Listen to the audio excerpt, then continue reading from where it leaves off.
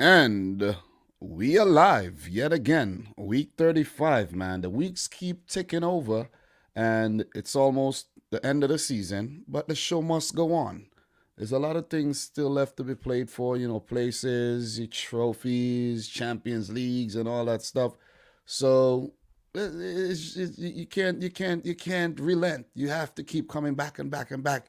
Yet, that's why I'm back yet again. Consistency is key. How's everybody feeling today? Boy, Dominic Rich back again in the house. So, match week 35 predictions. We got to talk a bit about the Europa League final, the Champions League final. We know the finalists. We got to talk a bit about Man United's hectic schedule as well. Let's not forget about that. That is something crazy. I checked the schedule. These guys are playing every 2 days, man. Every 2 days. So how are you doing, Thriller? How are you? Appreciate you coming through once again. And I want to talk a bit about, Norwich and Watford and how they would look this, next season.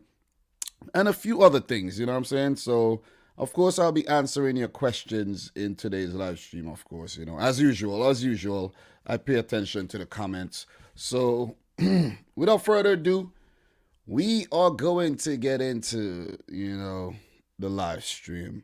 And if you're watching the replay right now, guys, thank you very much. Thank you very much for those of you guys who come back for the replay. And, if you can't catch the live. So, how's everybody feeling today? How's everybody feeling? Talk to me. Talk to me, man. Talk to me. Let's talk a bit about the Champions League finals, the Europa League finals. Well, the semifinals. We know the finalists, but let's talk about the semifinals briefly to warm things up a bit today. So, let's talk a bit about the Europa League. I did watch the Arsenal-Villarreal match yesterday. It ended 0-0. Villarreal winning 2-1 on aggregate. And the United game I didn't really pay much attention to. And how did that one end? Did it end 2-0? I heard Cavani scored a brace. So I have to double check that one because I didn't even pay no mind to that because it was over. The first leg, it was over. You see what I'm saying? No need to even check it out. It's done. So it will be Villarreal versus Manchester United in the final of the Europa League. Man United, I don't know if they will be proud of this, but they should be in the final of the Champions League and not the Europa League, So you see, who owns Manchester. It is Manchester City. Definitely Manchester City. So United did lose the game. Huh? What am I seeing here? I didn't even realize this.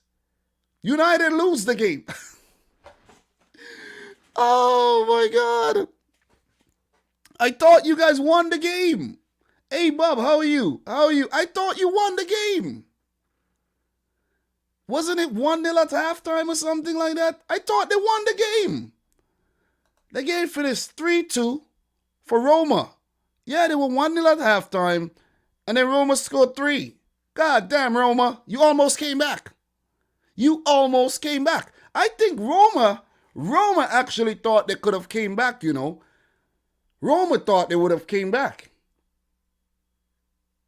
And you can't put it past Roma because they're a very difficult team to beat at home in European competition. So, jeez. Lord God, I didn't even realize that happened, man. What a surprise.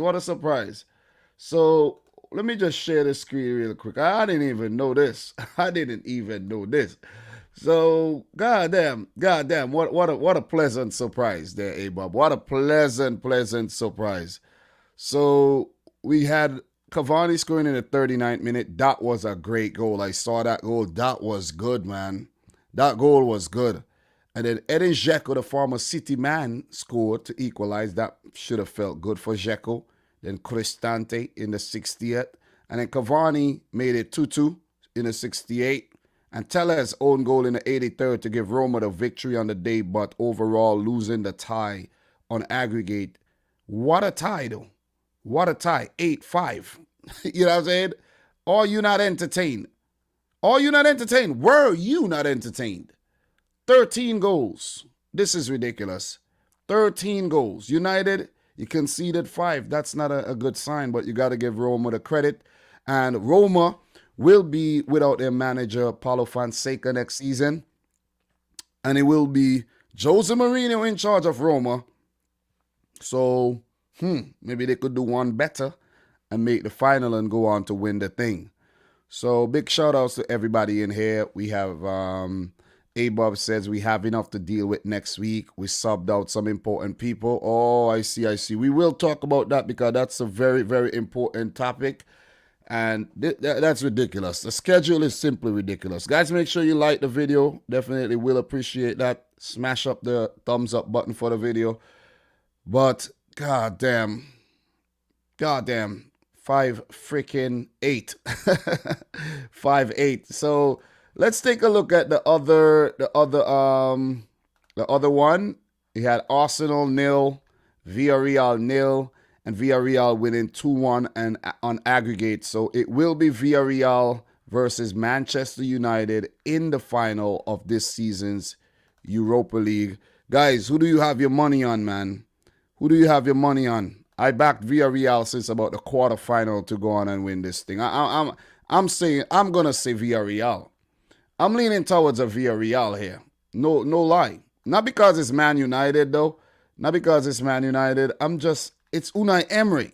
It's more Unai Emery than it's Villarreal for me. You see what I'm saying? It's more Unai Emery than Villarreal. So I'm going to click Villarreal right here. I'm going to vote in this poll right here. And I'm going to be clicking Villarreal. So Sebastian is saying Villarreal. Okay. Tariq, how are you, man? How are you? Passing by, have school now. Appreciate you stopping by, man. You know what I mean? A-Bob is saying Jose is a phoenix. Just keep coming back. Yep. So Villarreal, I'm going to pick Villarreal, guys. Sorry, United fans. 81% says Man United. Well, there's more Man United fans than Villarreal fans. So of course, that's going to happen. You know what I'm saying? So, look, man. Look. Man United versus Villarreal, UEFA Europa League final. Villarreal versus Man United previous meetings. They did met before. And you can see Ronaldo here. And, you know what I mean, against Villarreal player, I don't know who that is. But this has been a big come-up for Villarreal, though. Villarreal, I've read some history. I can't quite remember exactly what it is, but Villarreal, I think, was playing in the lower tiers of Spanish football like not too long ago. And it's ridiculous. You see what I'm saying? It is ridiculous how far they've came. So the previous meetings, the club has faced each other 4 times over the years in the UEFA Champions League group stage in 05-06 and in 08-09. Remarkably, their meetings are yet to conjure a goal. Wow, but there has been no shortage of drama with red cards and the woodwork hit with regularity. God damn. 0-0 every time these teams have met. 4 previous meetings, 0-0. Eric Bailly used to be a Villarreal player. Diego Forlan, Manchester United and Villarreal. Giuseppe Rossi, Man United and Villarreal. And then Antonio Valencia, Villarreal to Manchester United. So that's just a quick bit of insight for you guys right there. And, you know, that's it right there. So, yeah. So, Twiller said, I remember one Roman Riquelme with Yellow Submarine. The guy was a beast. Definitely. Riquelme is a legendary player. So let me see. Gervais says, I swear Dom predicted us to lose every round in the Champions League. So that means we will probably win the Champions League. That doesn't mean you will win the Champions League. That's not how logic works, okay? That's not how things work, man. That's not how things work. I have nothing to do with it. Stop blaming me. I have nothing to do with you guys' success. Nothing. Not a goddamn thing. Not a goddamn thing to do with your success, man. Zachary Leahy. Villarreal is in 6th place. Man U is 2nd in a harder league. It's Man U's to lose. Definitely. But when you have Unai Emery being the Europa League king, he has managed more games in the Europa League. 30 more games in the Europa League than any other manager.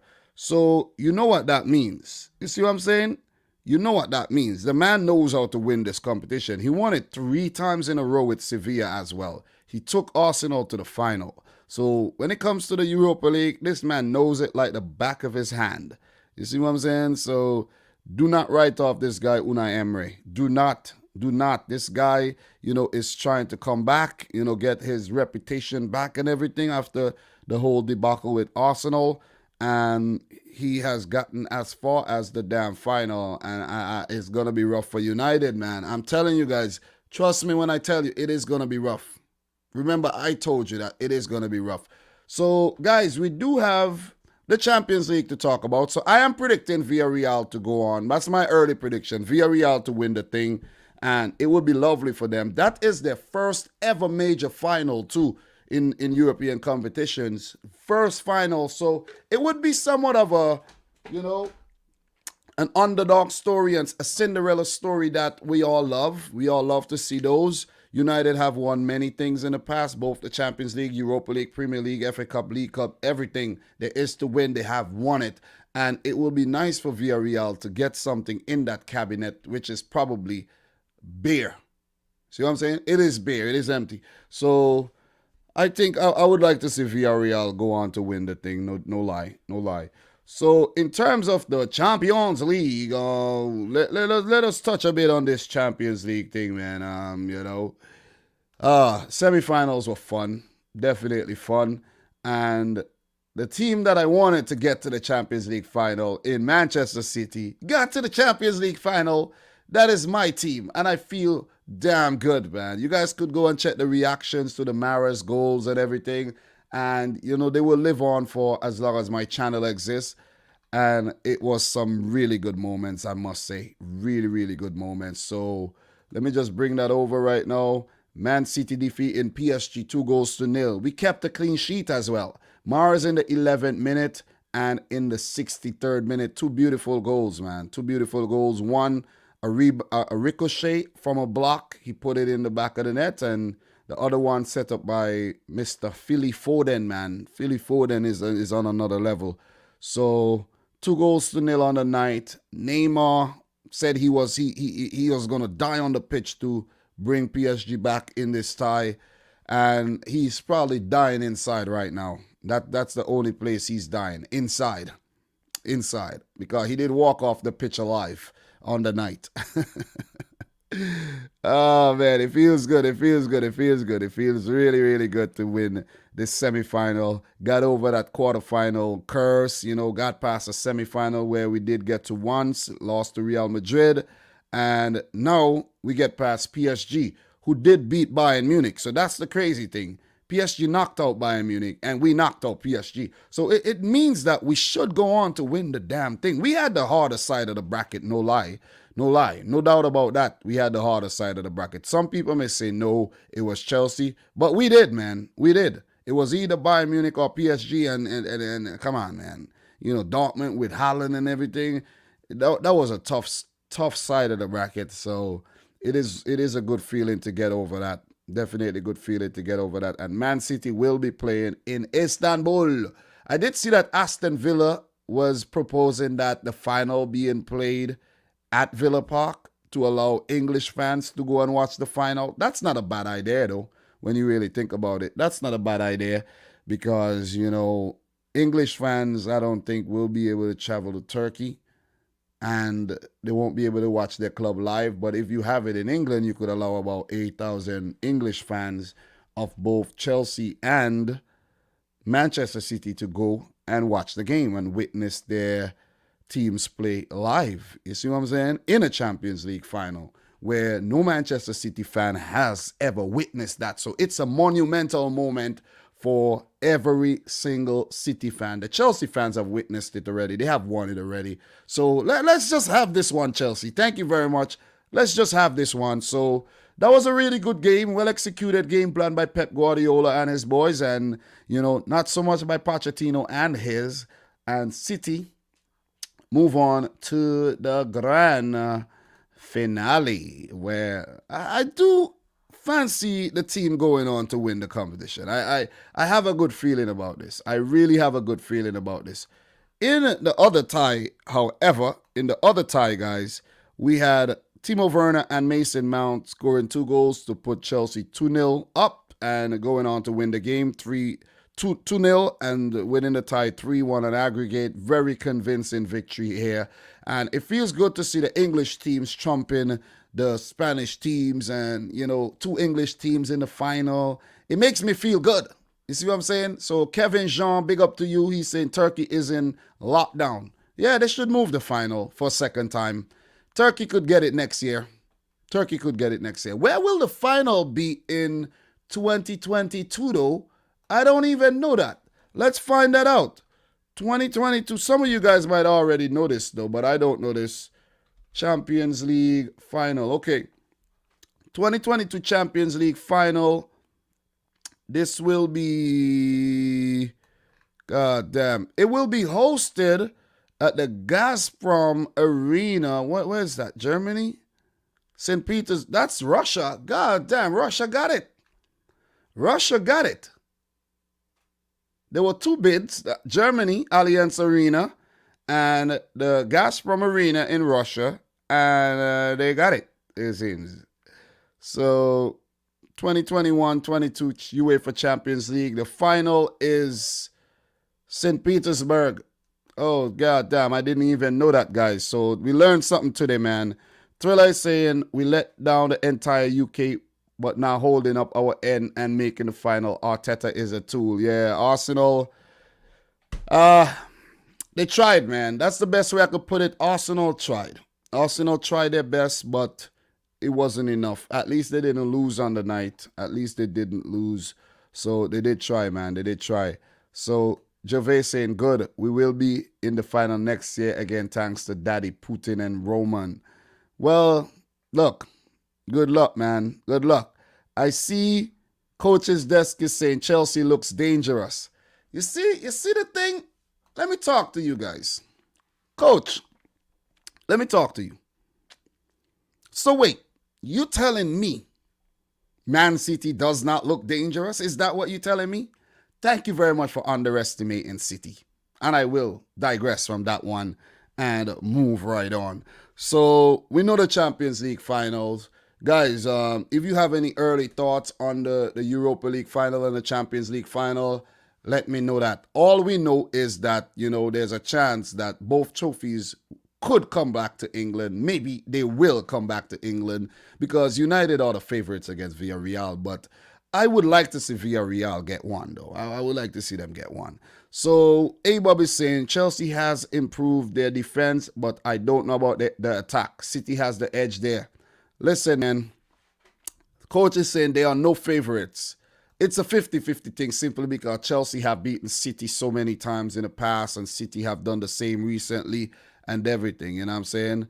So, look, Elevator Kid is saying, damn, I checked out your reaction to City's goal. What a man. Thank you very much for checking them out. Phil Jones saying it could be more than 2 more for Chelsea. They had a lot of chances. Yeah, that's the thing. That is the problem. Chelsea had so many chances, and that could be their Achilles heel. Both teams are in a similar state right now. They do create a lot of chances, do miss a lot of chances too. But for some reason, though, I just have a good feeling about City going on to win it, man. Pep Guardiola, he doesn't get to finals and, not go on to do the business. He doesn't. You see what I'm saying? So it's like this is going to be very, very tough for Tuchel and Chelsea. And Tuchel knows this. He knows this. You see what I'm saying? He definitely knows this. And look, I feel good about it. I really feel good about it. So for Pep Guardiola, I just wanna pull up his CV really quick and just take a look at this man's CV. Just to, it's ridiculous. It is ridiculous, man. You know what I mean? It's like, goddamn, Pep. You see what I'm saying? So just take a look at his CV right now. We're gonna pull up his CV really quick and just take a glimpse of that, so you guys could just get an insight of what's going on with Pep Guardiola, and just his record, man. So Pep Guardiola, Barcelona, they're two-time best coach in the world, Champions League winners twice with Barcelona, you know, and you had two-time English champions, about to be three, FA Cup, three-time League Cup, you know what I'm saying? Well, they didn't put the fourth one, four-time League Cup winner, see what I'm saying? 4 times in a row. Three-time Spanish champions with Barcelona, Spanish Cup, Super Cup, German champions, you know what I'm saying? Club World Cup with Barcelona and Bayern Munich. So, the guy just does not, he inherited this Bayern Munich team that won the Champions League, and he went to the Club World Cup and won it. So those are finals. Those are all finals the man has gotten to. You see what I'm saying? So it's ridiculous. I don't see no runners-up thing here. I don't see no runners-up. Nothing here. Nothing. You know what I mean? I don't see nothing here saying runners-up. Nothing. Not a goddamn thing. The man don't even lose a community shield, it seems. You know what I'm saying? Like, it's ridiculous. Like, what is going on here, Pep? The man doesn't even lose a community shield, it seems, man. You know what I mean? Got to it twice there, and he didn't won it twice. Like, what is going on here? Super Pep Guardiola. So, look, Javis says Tuchel admires Pep. He talked about it should have been, seeing him in the FA Cup semifinals. Look, semifinals, Pep would lose the semifinal, but the final is a different thing, though. It is a different thing when it comes to the final. The semifinal, yeah, you'll get him there. But once he make it to the final, you're screwed. You are screwed. So, guys, what we're going to do, we're going to get into these Premier League matches. Let's talk about the Premier League games that's coming up this weekend. And before we do that, we could do a quick recap of what happened the last time. We could take a quick look at the top scorers in the league and things like that. Who's going to go on to win the golden shoe, golden boot, whatever they want to call it, and all that good stuff. You know what I'm saying? So let's go. So in terms of the Prem de la Prem, the best league in Europe, I don't know if it's the best league in the world because I haven't really checked out, other leagues, like the Jamaican Premier League and the Vinci League and, you know what I mean, the Malaysian League. I haven't really checked those leagues out, so I don't know if they're actually better, you know what I mean? But from what we know, the Premier League is the best. It is the beast. So, week 34, Southampton and Leicester played to a 1-1 draw. We had Crystal Palace losing at home to City, 2-0. Brighton beating Leeds, 2-0. Chelsea beating Fulham, 2-0. Aston Villa on the road beating Everton, 2-1. Arsenal on the road beating Newcastle, 2-0. Only because Joe Willock was ineligible to play, of course. Tottenham spanking Sheffield United, 4-0, courtesy of a Gareth Bale hat-trick. West Brom and Wolves playing to a 1-1 draw, and West Ham beating Burnley at Turf Moor. So in this week's games, guys, we have to start it off with Leicester versus Newcastle. But before we do, let us touch on the top scorers in the league right now. Right now, we have Mr. Harry Kane with 21, Mo Salah with 20, Bruno Fernandes with 16, Son Heung-min with 16, and Dominic Calvert-Lewin also has 15 goals. So, not a bad return by DLC there. 15 goals, not bad. So, in terms of assists, Harry Kane is on top of the assist chart with 13. Bruno Fernandes has 11. Kevin De Bruyne has 11. Jack Grealish has 10. Son has 10. So right there, we could tell who are top runners, the front runners to win the player of the season. Harry Kane should be, considered, even though he won't go on to win anything in terms of silverware. Might not even get a European place. Let's see. I think they might get Europa League. But Bruno Fernandes is also, his name should be thrown in the hat. Mo Salah for his goal-scoring prowess, of course, but he won't win it. Let me say that. De Bruyne again for what he's doing with Man City, And of course, Ruben Diaz deserves a shout. So, what do you guys think? Who do you guys think is going to go on to win the PFA Player of the Season? Does Harry Kane? I think Harry Kane deserves a good shout there. But, Kevin De Bruyne and and Ruben Diaz would have a stronger case because of their win with the Carabao Cup and the league and possibly a Champions League. Mason Mount also deserves a mention for what he's been doing at Chelsea. He has been their talisman for sure. And I think those should be the names that would be thrown into the hat. And who knows? Harry Kane, I don't know.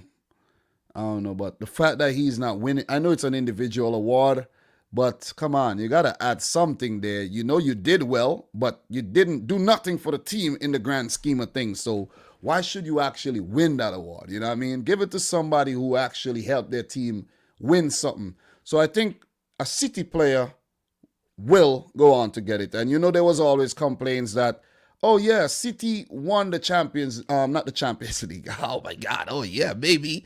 But City won the league such and such times, and yet another player got the accolades for actually, you see what I'm saying, being the best player of the season. But last year when Liverpool won it, a City player won it in Kevin De Bruyne. So there you go. So who knows? Maybe with City winning the league this season, Kevin De Bruyne might not win it, and it could be Harry Kane.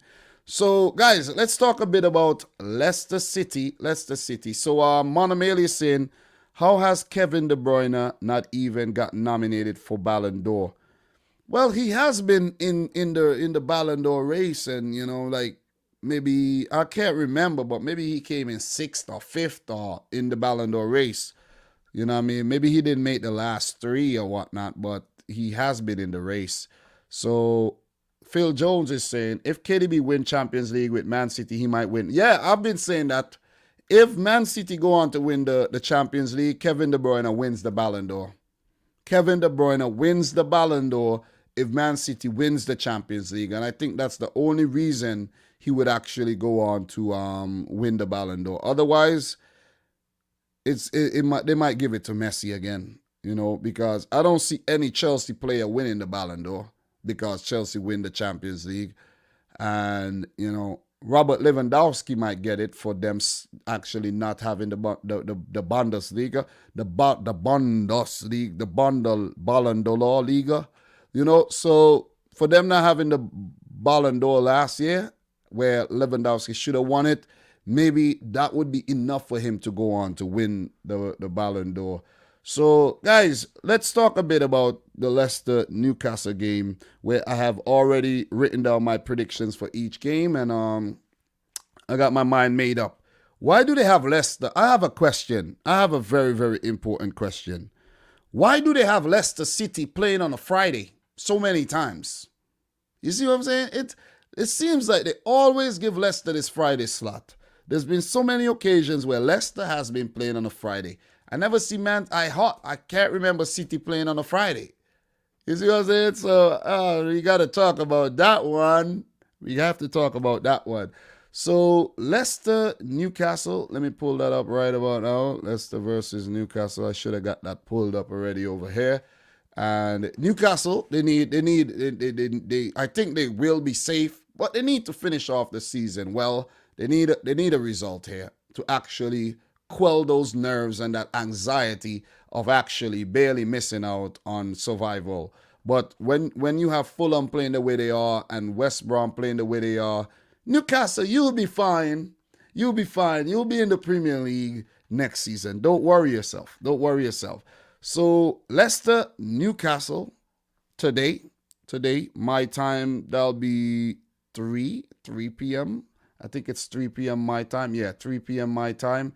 And, I'm just waiting for I don't know why my internet is acting really slow right now. I need to close one of these tabs.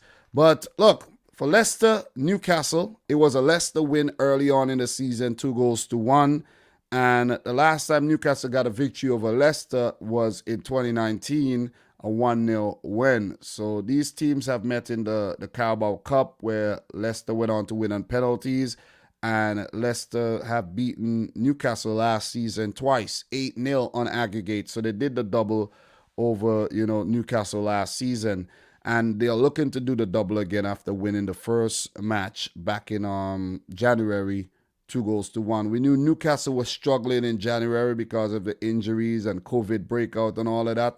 But Newcastle do have 2 victories against Leicester since coming back up to the Premier League. So you got to, there is a chance. But in the last 10 games, it's 8-2 to Leicester. 8 wins, 2 losses. So, this one, I know Leicester have been playing well. They have been playing some really, really good football. And it's hard to write off Leicester City these days. Very, very hard to write them off.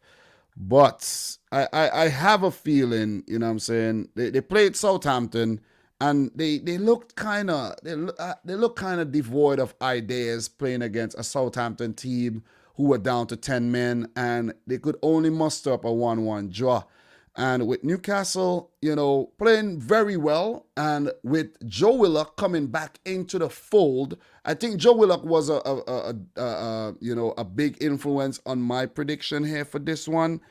I know Leicester have been playing well. Brendan Rodgers, have the boys up in the Champions League spot and all. They need points to actually keep it with a few games left. 4 games, I think they have left. And I think this one is going to end in a 2-2 draw because Newcastle in a desperate situation right now, even though they shouldn't be because of the other results from West Brom and Fulham. I think they're going to get something from this game. They could either win it, but I'm going to go for a draw. I'm going to play it safe here. A high-scoring 2-2 draw. Iheanacho could be on the score sheet or helping out with a goal.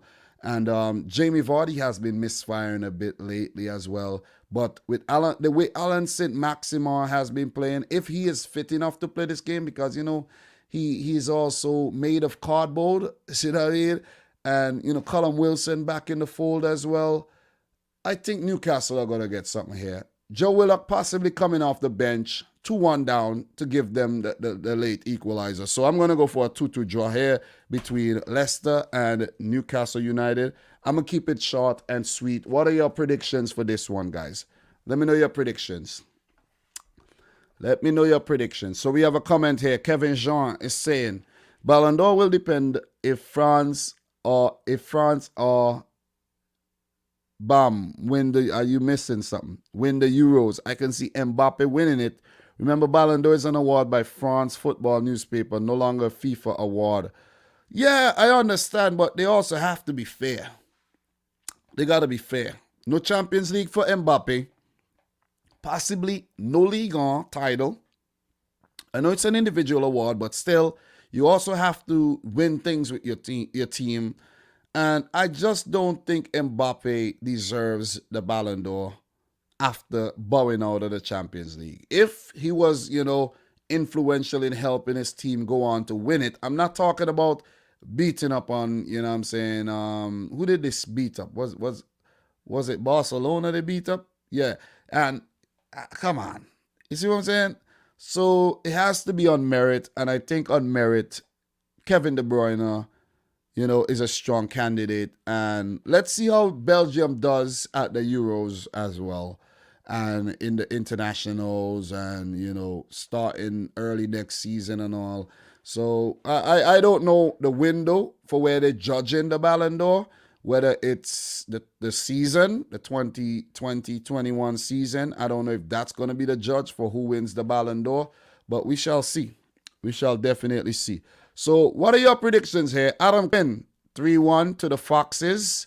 We have Sachin Dev Prasad is saying 2-0 to Leicester City. What else we got here in terms of predictions? Sebastian is saying 3-1 to Leicester. Soya Sinu, Newcastle plays only in defense. Thank you very much for, your comment there. And we have, in terms of more predictions, what we got here. All right, so we have more Ballon d'Or discussions here. Thriller, 3 to the Foxes. The Toon Army, 1. We have Phil Jones. Come on, Foxes. If this we qualify for. So Phil Jones, you're a Leicester fan? I didn't know that. I didn't know that. Maybe you need to change your name to, Phil Jones, Leicester City FC or something like that. You know what I mean? You're confusing us. We're thinking you're a United fan or something.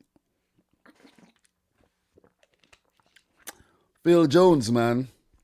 Can't tell the last time I seen Phil Jones on a football field. Phil Jones should just retire and call it a day. He should just say, okay, I've had enough. I'm going to become a manager or something, you know what I mean? Manage Championship and League One and League Two teams. He should just call it a day. So Gervais saying Conte wins it if he wins the Champions League and FA Cup and the Euros.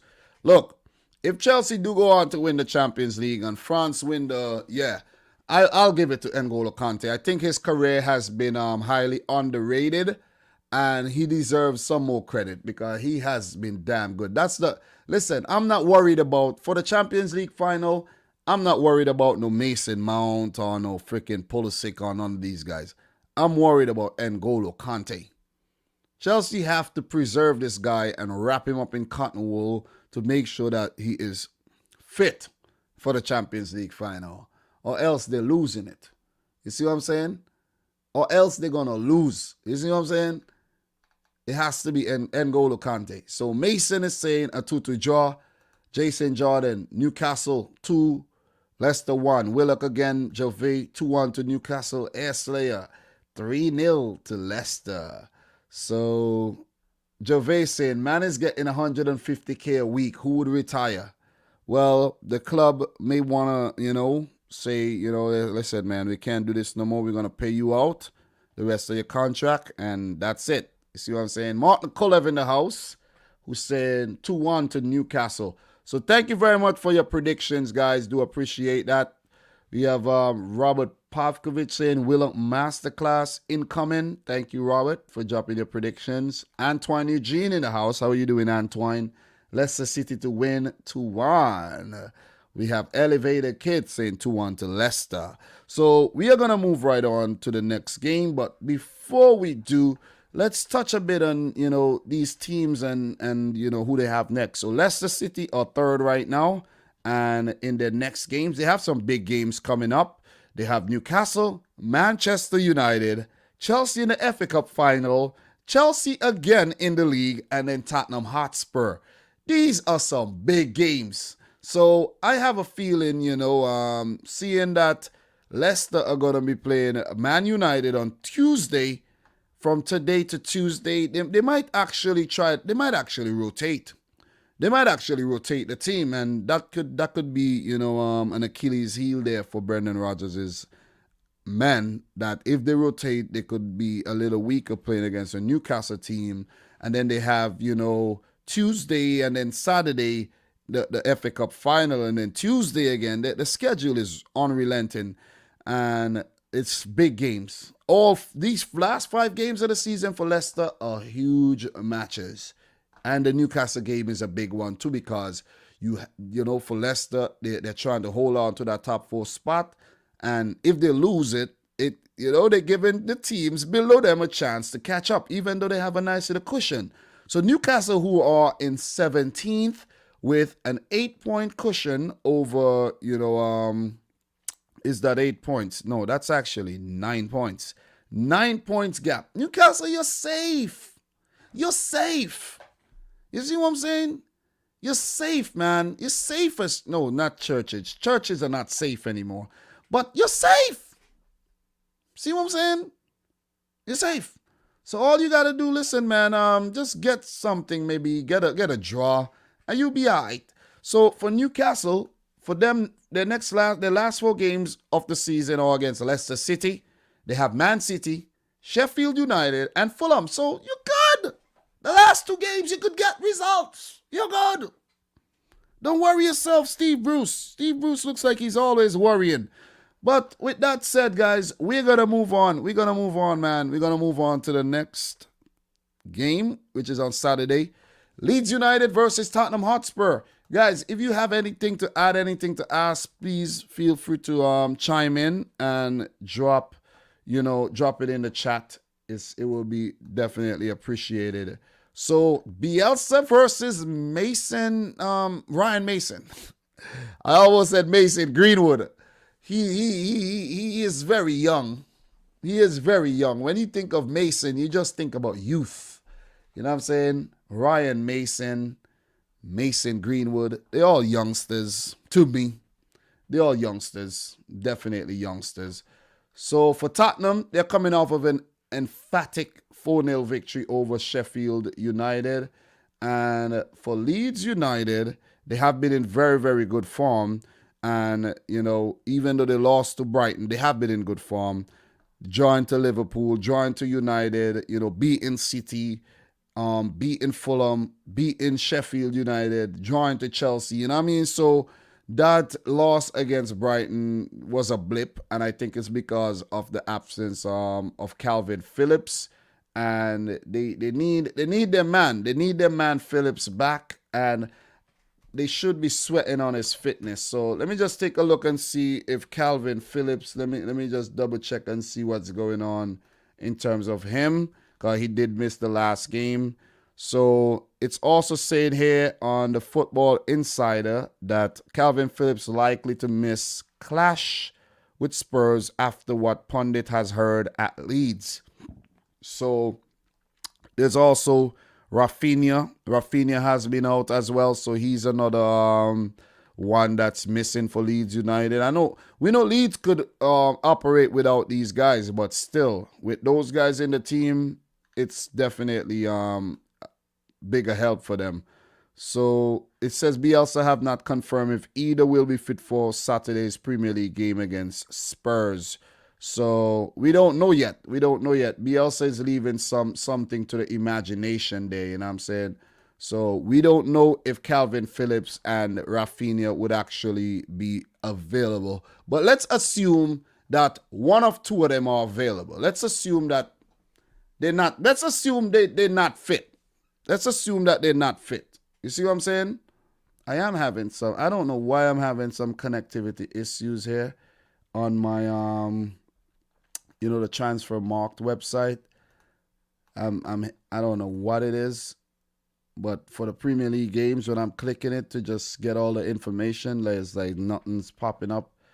The internet could be a weird thing, man. I'm telling you. The internet is a very, very weird thing. It's saying bad request and all, man. This thing is weird. Let me just pull it up on my laptop over here, man. You know what I'm saying? Internet is a weird thing. I just want to get the information from the previous Spurs versus Leeds game, and that's what I use it for. But, you know, it is what it is, man. The internet fails. It's not my internet connection or anything. It has something to do with the website. So, let me just get that up. Yeah, it's the website. The website is bugging out right about now. The entire website is bugging out right about now because I just searched for the Premier League and it's showing up nothing. Oh my God. You gotta be kidding me. You got to be kidding me here. You gotta be kidding me. So Thriller is saying the feds are just checking up on you. Yeah, it is just not working over here. It is just not working. Legend Sweet in the house. Joker in the house. How are you guys doing? How are you? Errol Brown in the house. You know what I'm saying? How are you guys doing?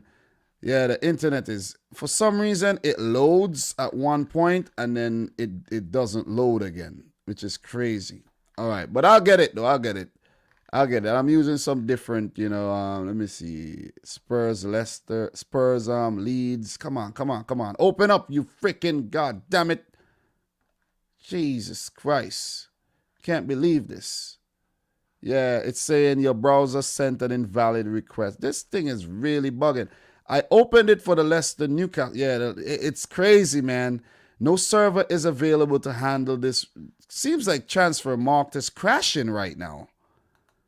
Has Transfer Marked crashed and burned? Jesus Christ. Let me just head on over to the Premier League website, man. This thing is really annoying me. I'm not even going to get all the information I give you guys in terms of, head-to-head and all that stuff. But it is whatever. There's different outlets to get these things from. I just use Transfermarkt, and it has finally crashed and burned on me. So Leeds versus Spurs. All right, let me get this stats. Okay, most recent meeting, January 2nd, 2021, Spurs 3, Leeds 0. Before that, Spurs 1, Leeds 0. That was back in 2004. So there's not much in terms of recent meetings between these two teams. So Tottenham, I do believe, has the edge here. Even with Calvin Phillips or Rafinha in the team, I think Tottenham, with a new lease on life, with a new interim manager in Ryan Mason, they are playing with a lot more freedom, and they are playing more attacking football, and they could just go out there and do their thing instead of these, instructions from Mourinho. Yeah, go out there, get the goal, but when you get the goal, shut up shop. And that's what's been going on with Mourinho and, his teams as of late. And I think that's why he keeps on getting sacked, because it's frustrating as a fan of one of those clubs for your team to be in a nice little purple patch, and then you go in another period where you're just losing, getting knocked out to teams that you're not supposed to get knocked out to. And, what I saw from their game against Sheffield United, Gareth Bale was absolutely on fire. See what I'm saying? He was playing like the Gareth Bale that moved from Tottenham to Real Madrid. And I'm like, God damn, that hat-trick was crazy. And I think Leeds have their hands full here with Kane, Son, Lucas, Bale, Ndombele, Dele Alli with his new dreads. Oh, man, listen, Leeds, I feel bad for you. Tomorrow, you're going to get your ass whooped. It could turn out good for Leeds, where they are capable of picking up a result. But Tottenham are in a position where they're still chasing Champions League. They still are able to get a Champions League spot if, like, say, the likes of Chelsea or Leicester falters. Tottenham could creep in and get one of those places. So they can't take their foot off the gas now and be like, you know what, we just set it for the Europa League. They have to keep playing attractive football. They have to keep going out there and playing to the best of their ability. And, playing free football as well, expressive football. And they have to, keep trying. And I think Tottenham are going to go on to win this game 3-1. I think Leeds United will get a goal because they are a goal threat. Bamford, he do get a lot of chances, even though he doesn't put away most of them. Harrison could be a problem, you know what I mean? And, Stuart Dallas could be a problem, definitely. And if Rafinha starts, he is definitely a problem. He's been linked to the move out of Leeds because of his brilliance in his first season in the Premier League. He has definitely hit the ground running, unlike a lot of players who came into the Premier League this season. So I'm going for Tottenham Hotspur 3, Leeds United 1. Leeds have been impressive this season. They have survived their first season back after about 17 years, and they have to try to hold on Bielsa for another year. He goes 1 year at a time in terms of his contracts, and I think they will be able to hold him down. I was also thinking the other day that Tottenham, if they're looking for a manager, they could also go in for Bielsa. I don't know if the Tottenham players could handle the Bielsa treatment and all, but that won't be a bad appointment if you think about it. But I think Leeds deserves Bielsa. They go hand in hand. You know what I'm saying? They go hand in hand, and I think they deserve each other. And Bielsa should sign another year and possibly take Leeds to higher heights. So that's my thoughts on that one, guys. Let me know yours in the chat. Do appreciate that. So Kevin Jean is saying that Dominic, St. Vincent making the Gold Cup in the summer. They're playing Haiti in the qualifiers. No, bro. No, it's not happening. Not happening. So West is saying, what are your thoughts on Man United going to the final of the Europa League? Love from Kuwait. I've already spoken about that, but I think it was always destined for Man United to get there. They should, because, they came down from the Champions League, and they should have gotten to the final. It's up to them if they want to win it now. But I'm going for Villarreal to win it, just to bust your little bubble there, your balloon. Shout outs to you from Kuwait. Thanks for tuning in and all. But I think Villarreal are gonna go on to win it. But even though I think so, I think United has a better chance.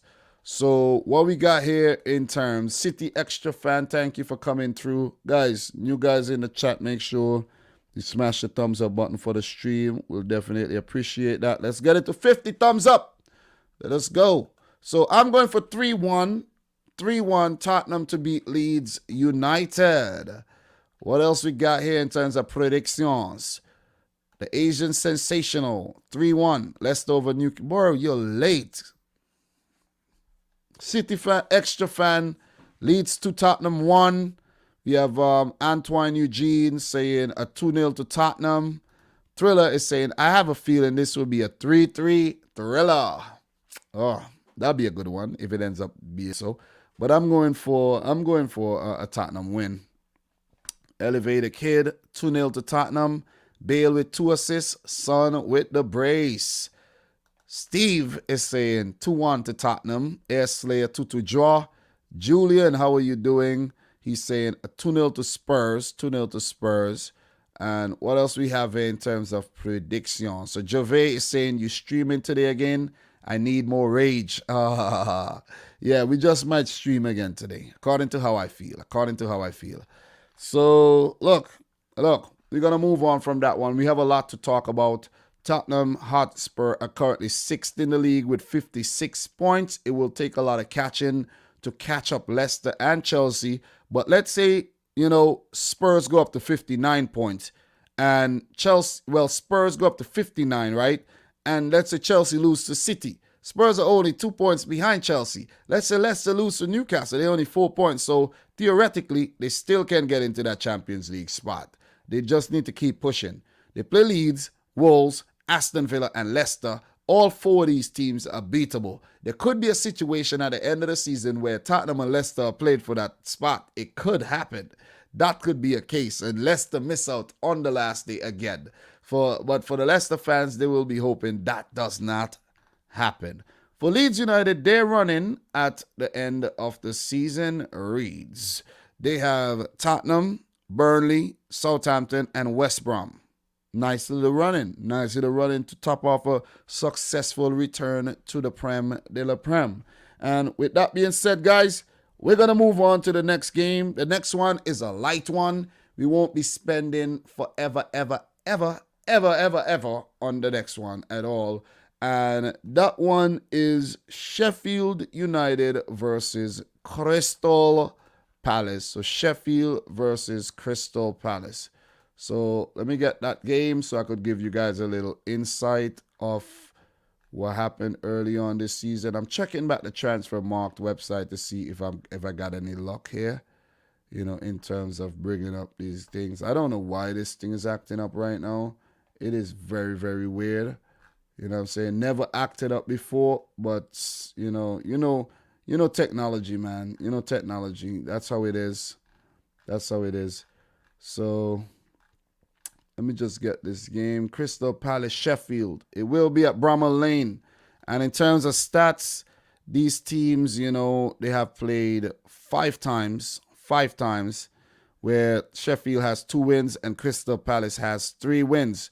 Palace has defeated Sheffield. Well, they defeated Sheffield early on this season, 2-1, where Sheffield United did the double over Crystal Palace last season. So Crystal Palace will be looking to return the favor here. And I did get the website to work. Finally, it worked. It did work. And previously, those 2 teams met in the championship in 2011, where Crystal Palace beat Sheffield, and it was a back and forth thing in the championship for years upon years. But in terms of Premier League results, this would only be the 6th meeting between these 2 teams. For Sheffield United, they will be happy that they have Sander Berger back, a player that other clubs will be looking at, seeing that Sheffield United are going down. He's a very quality player. And I was actually, I was kind of surprised when he went to Sheffield, but at the same time, Sheffield were playing some good football, so it was like, okay. But then he got injured, and then it just went downhill for Sheffield United. Him and O'Connell, when they got injured, it was just over. And yeah, when they brought in Ryan Brewster, it was over for them because he has been playing games and he ain't scoring. So you got to blame these. Brewster, I got to blame you too, bro. You don't think you're getting off the hook. Don't think you're getting off the hook here. So look.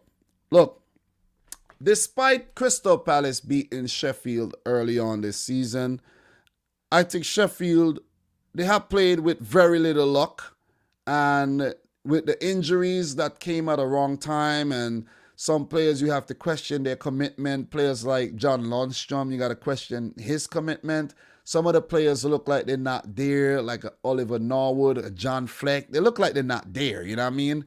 Guys like John Egan was injured for a time, and then you have some younger players getting thrown in the mix, and it just didn't work out for Chris Wilder and his boys this season, man. You know what I mean? And with Aaron Ramsdale in goal, he's being peppered. You know what I'm saying? I don't think he has kept. There's a stat that he has not kept an away clean sheet for the whole season or something like that. You know what I mean? So it has been a tough season for Sheffield United. For Crystal Palace, they need a here nor there. You know what I'm saying? It's like sometimes they'll show up, other times they're gone. They just gone. And, they do have goal threats in Eze, Zaha, Benteke, Townsend, and these dudes, but it's like Crystal Palace is like a club that just exists in between success and failure. You know what I'm saying? Like that's the best way to put Crystal Palace.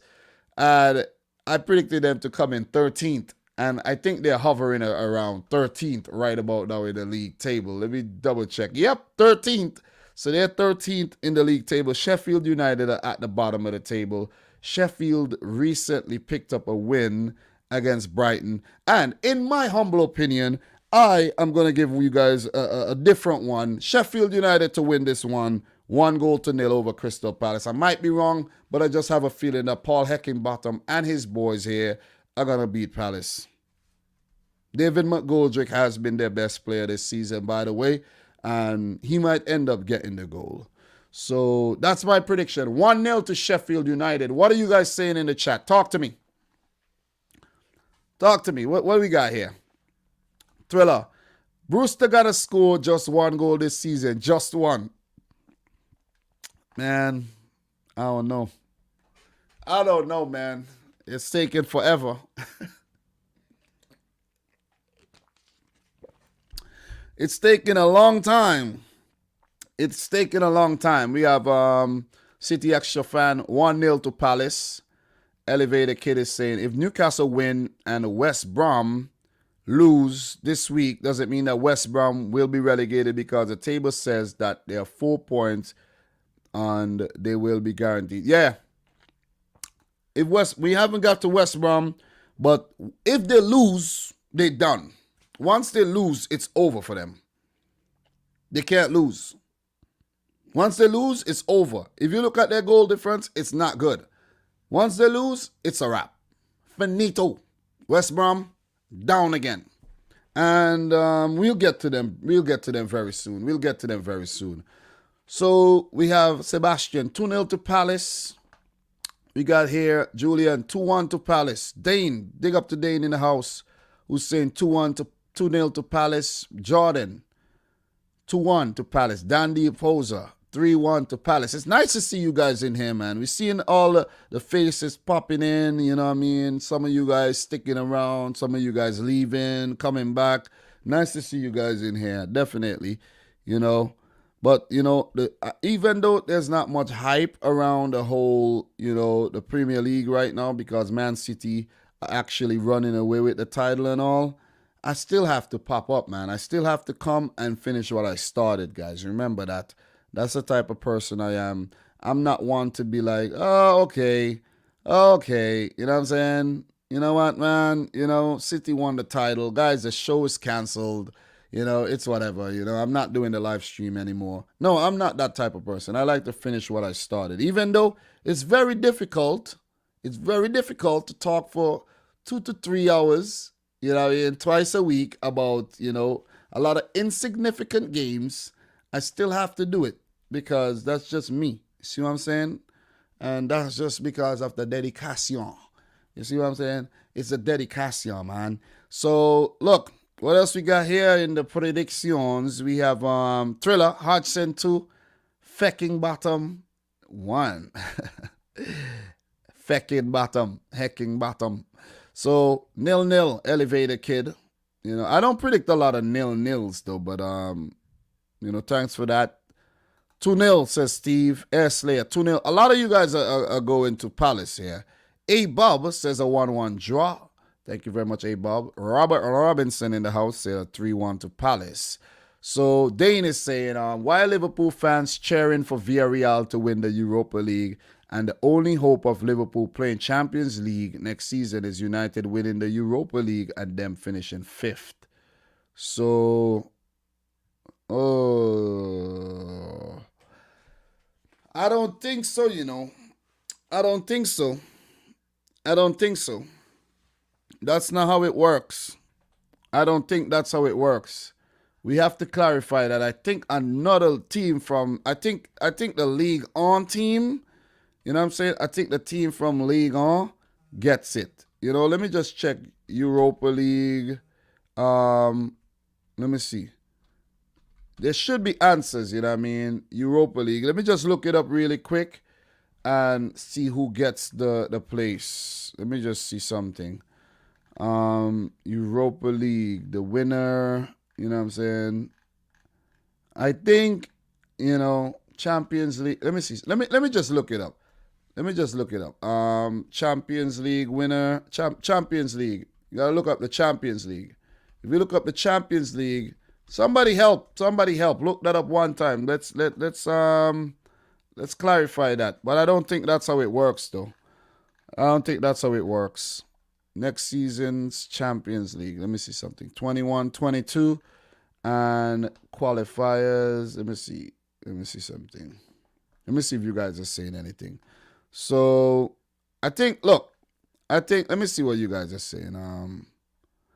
If Chelsea finish outside the top 4 but win the UEFA Champions League, there is 5 spots for UCL, yeah. But I don't think if United win the Europa League and still qualify, 5th place in England does not get it. They go to another one. So we have let me see who else is saying something. I know Ligue 1, you say Ligue 1 has 2 slots, but they will get a 3rd slot and that's why this season Ligue 1 had 3 teams. Marseille, Rennes, and PSG in the the Champions League. Because who won the Europa League last year? Was it Atletico Madrid? I can't even remember. Who won the Europa League? Was it Inter Milan? Who won the Europa League last year? I think it was Inter. Was it Inter who won the Europa League last year? And they did qualify. So the French league always ends up getting that team, guys.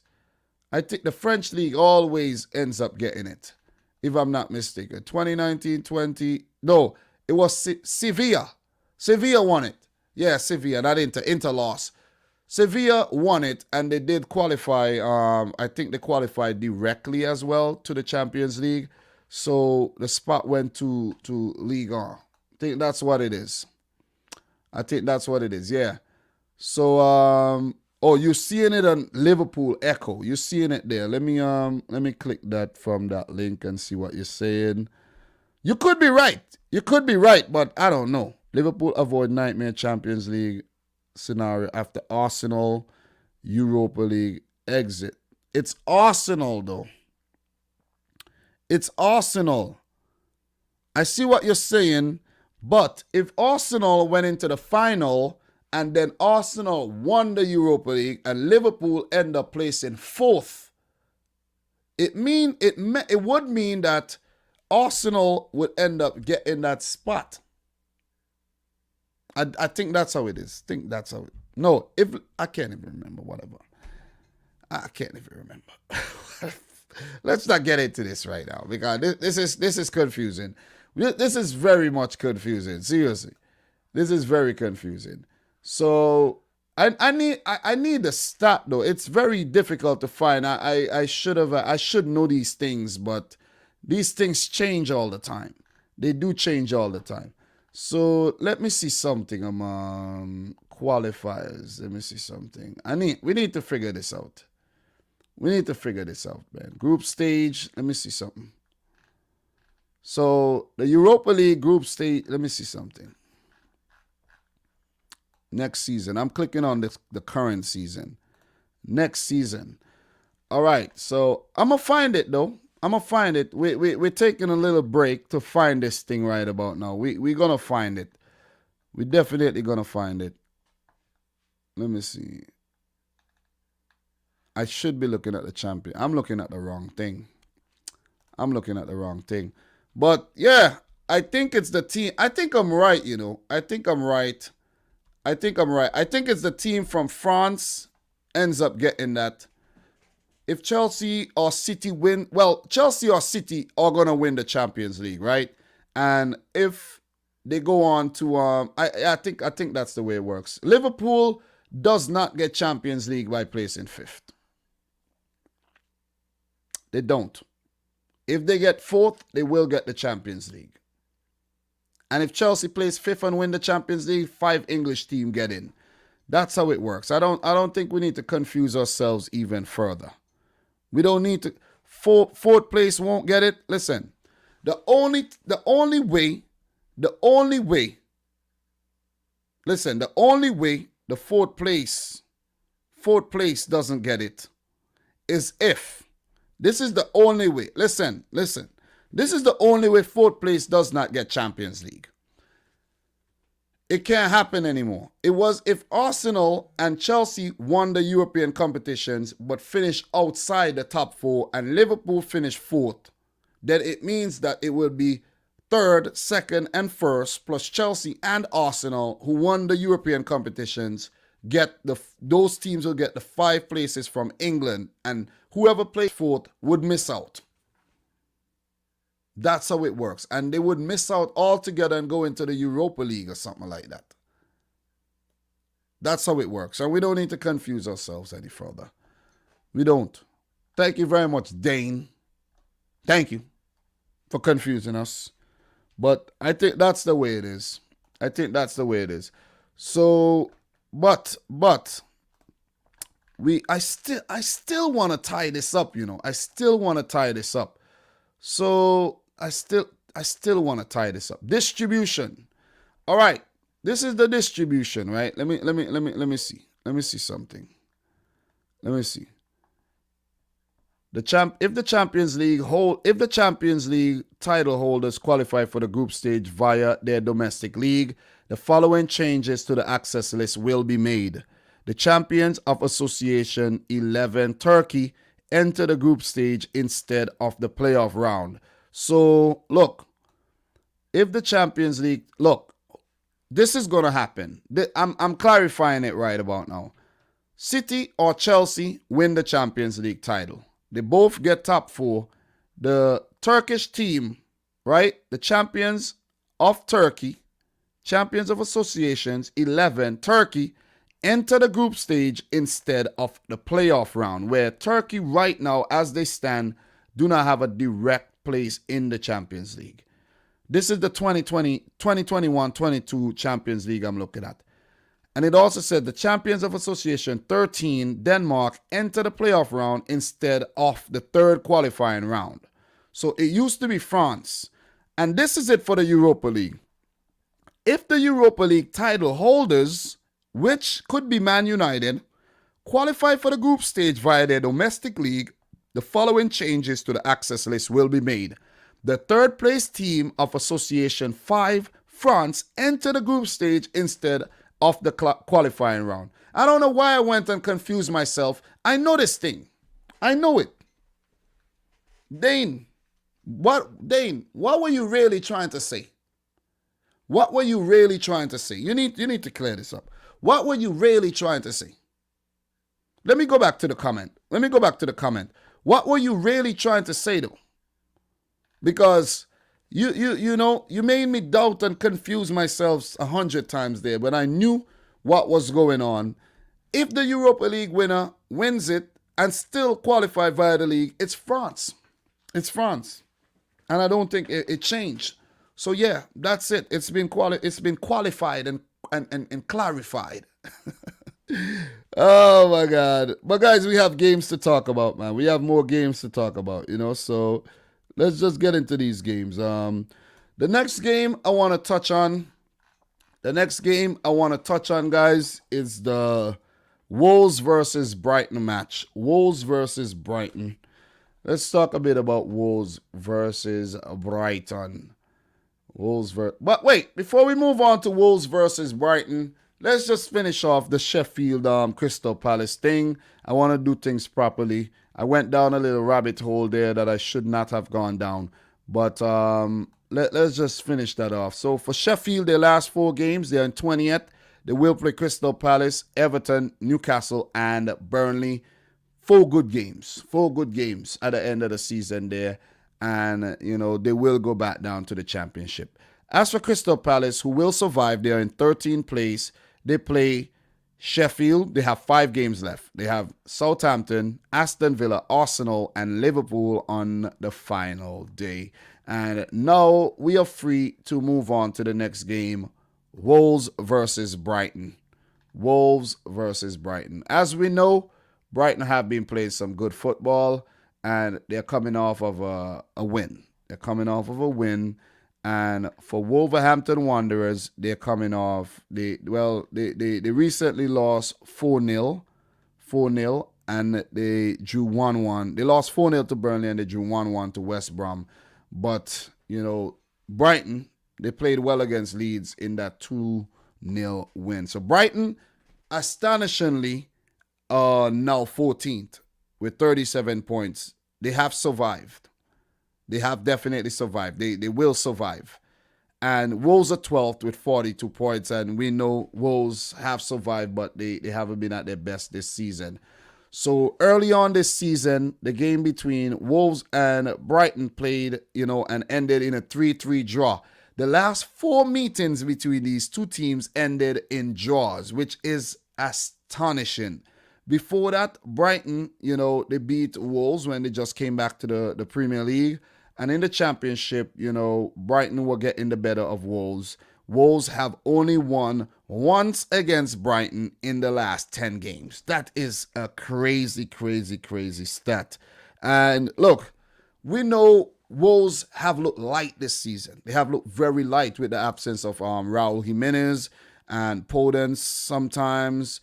Now Pedro Neto and, Adama Traore has been misfiring. Willian Jose hasn't really been, delivering on loan from Sociedad. Fabio Silva as well. He did score in the last game, but still, haven't really. He's young and inexperienced, so you can't really blame him. Ruben Neves and Moutinho have not having the best time in midfield. And the defense have been, 50-50. As for Brighton, they have been playing some very, very attractive football. Brighton, they're like the mini Man City. See what I'm saying? Graham Potter is like the English Pep Guardiola. The way he plays, he want to pass the ball out from the back, his passing style and everything. And, it's just like, it's very attractive, but they're very, very unlucky. That's the thing. They're very, very, very, very unlucky. So, yeah, you did it already, Dane. Watch yourself. Jojo, thanks for coming through. What team does this guy suppose? Oh, man, that's this guy. My name is Dominic, bro, and I'm a Man City supporter. Like it or hate it. It's up to you. But I'm a Man City supporter. So, Wolves, Brighton, go back to Brighton. Attractive style of football, attractive brand, but have not been clinical enough in front of goal. And I think if, let's say Danny Welbeck, he did score in the last game there. If Danny Welbeck puts his hand up and says, I'm going to be the man that's going to be clinical next season, Brighton could be a force to be reckoned with. Conference League type team, you know what I'm saying? Mupé, he needs to do a lot better. He needs to do a lot better, man. I know he has been a good servant for Brighton, but I think Brighton could show some balls and sell Mupé. I ain't even gonna lie. Sell him. He's annoying and he misses a lot of chances. Sell him.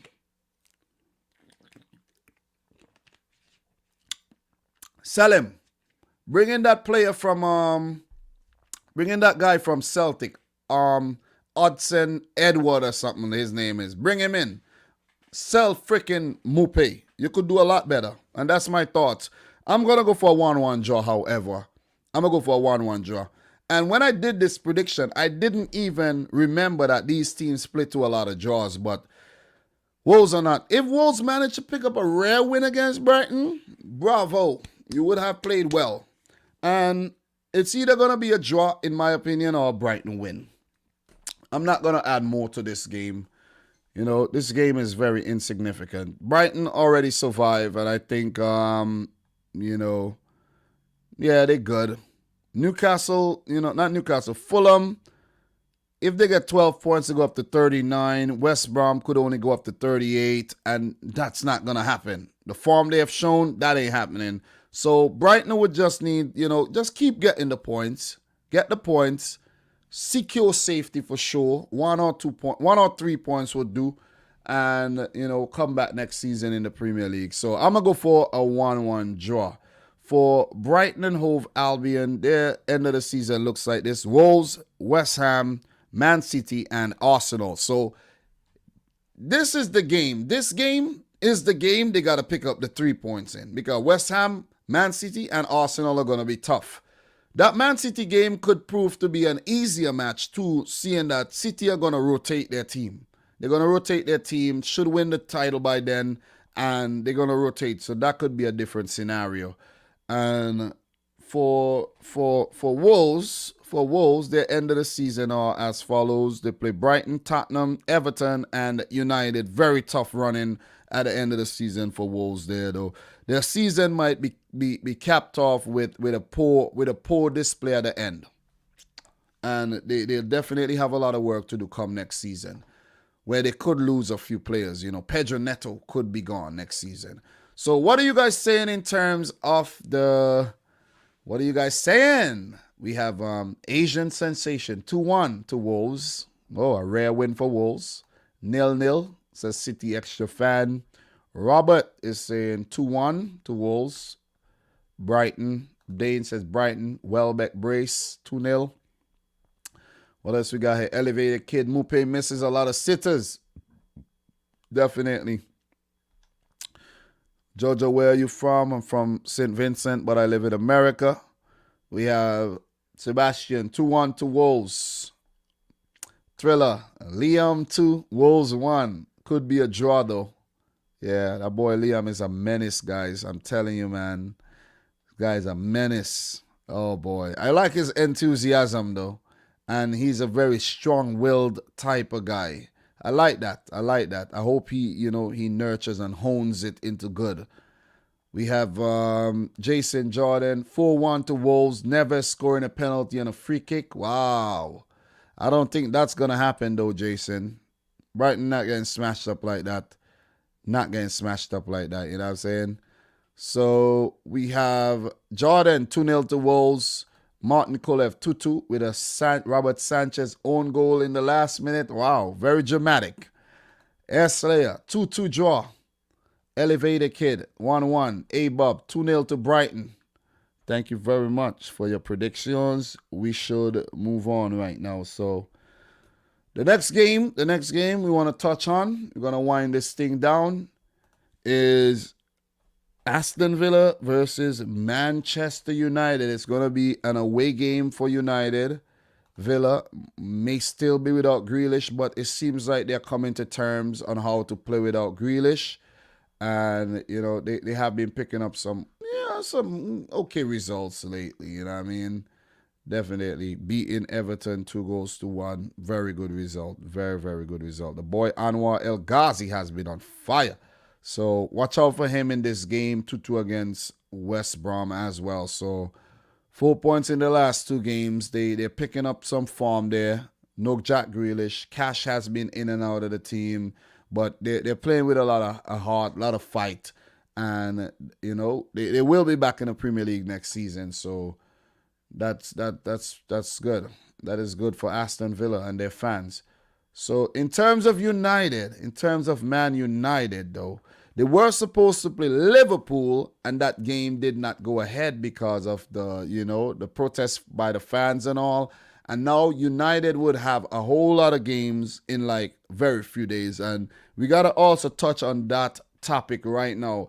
And they beat the last Premier League game was a 0-0 against Leeds, sorry. Then they beat Roma 6-2 but lost 3-2. It's typical United, you know what I'm saying? You're going to beat them up 6-2 and then lose 3-2, you see? But A-Bob did mention that players were taken off. 5 players, I think they probably made all 5 subs with the hectic schedule in mind. This is their schedule, right? Aston Villa on Sunday the 9th. Then on Tuesday, which is a 2-day rest. So not 2-day rest, but pardon me, 2 days later. So they play on Sunday, and then they only have Monday to rest and recover, and then they play again on Tuesday. This is crazy. This is some FIFA freaking 21 career mode type stuff right now. This is career mode type stuff. This is crazy. You play Leicester on Tuesday, right? Hear me. It's not over. Then they play Liverpool on Thursday, which means that they play Sunday, Tuesday, and Thursday. So after you play Tuesday, you only have 1 day again to rest, and then you're back again Thursday for a high-intensity game against Liverpool. This is ridiculous. This is ridiculous, man. And I know, look, it's ridiculous. How are they going to cope? They have to utilize a squad. They have to utilize the squad. At the end of this, it could be ugly for United. It could be really ugly because it could be ugly. I don't think they're gonna give away these games, even though they should survive. Like, not drop it. Like not survive. Even though they should hold on to the top 4 spot, it's still. Still, man, you know what I mean? Still, I feel for them. I feel for them, you know what I mean? Then they have Fulham and Wolves, and then the Europa League final last. They gotta be very careful through this period, because if a key player like, say, a Bruno Fernandes or Cavani or Rashford gets injured here, you could give Villarreal the Europa League title. See what I'm saying? But this schedule is dumb. I can't put it any other way. But at the end of the day, you know who you got to blame? You got to blame the fans. It's the fans who went and protested and put that Liverpool game right there. The fans. You got to be their fans. Because was that game against Leicester always meant to be there? I don't even know. I don't know. That's a rearranged game. That's also another rearranged game. So, look, man, blame the team, blame the fans. Because if the team did not, go into the Super League, the fans would not have protested. So, it's going to be a tough one. It is definitely going to be a tough one. But, Villa United, early on this season, United defeated Villa 2-1. Aston Villa has not picked up a victory against United over the last 10 games, dating all the way back to 2013. They have managed 2 draws in between there, and 1 draw coming in December of 2019. That could be, give them some hope there. But the way this United team has been playing, even though they did lose to Roma, you know what I'm saying? I think Roma, in my opinion, are a better team than Aston Villa right about now. And it's in different circumstances where United had already wrapped up the first leg. So they could have played around a bit in the second leg. And I didn't watch the game against Roma because I was busy watching the one against Arsenal. And I didn't want to watch 2 games at the same time because it didn't matter. I wasn't going to talk about the games afterwards anyways. I think, United hold the edge here, based on their away form in the league. maybe not in the Champions League or the Europa League, but in the league, they have been really, really good. I think they should be unbeaten all season in the league, which is simply nuts. And they've been playing some quality football, but there's moments where there's the complacency that kick back into their game and they lose or draw games that they should have won. But on the road, they have been conceding first and coming back on so many occasions, you know what I'm saying? And I think there's also a record where they have came back from losing positions on a record amount of times, picking up a record amount of points. So I do think United have the edge here, but they can't take Villa lightly. They have some quality players in. Villa do have quality in their team and quality that could hurt you. Emi Martinez is a good goalkeeper. But, you know what I mean, Tyrone Mings, good defender, but he does have that one silly mistake in him. But with all that said, I think it's going to be a feisty clash. But Man United are going to come out on top and win the game 3-1. Villa will score first, and United would come back raging and score 3. So that's my thoughts. But United and Solskjaer United, they have to navigate this period very, very closely in terms of rotating their team. And if you guys have any thoughts on the schedule and any, predictions, please leave it in the chat. I do appreciate that.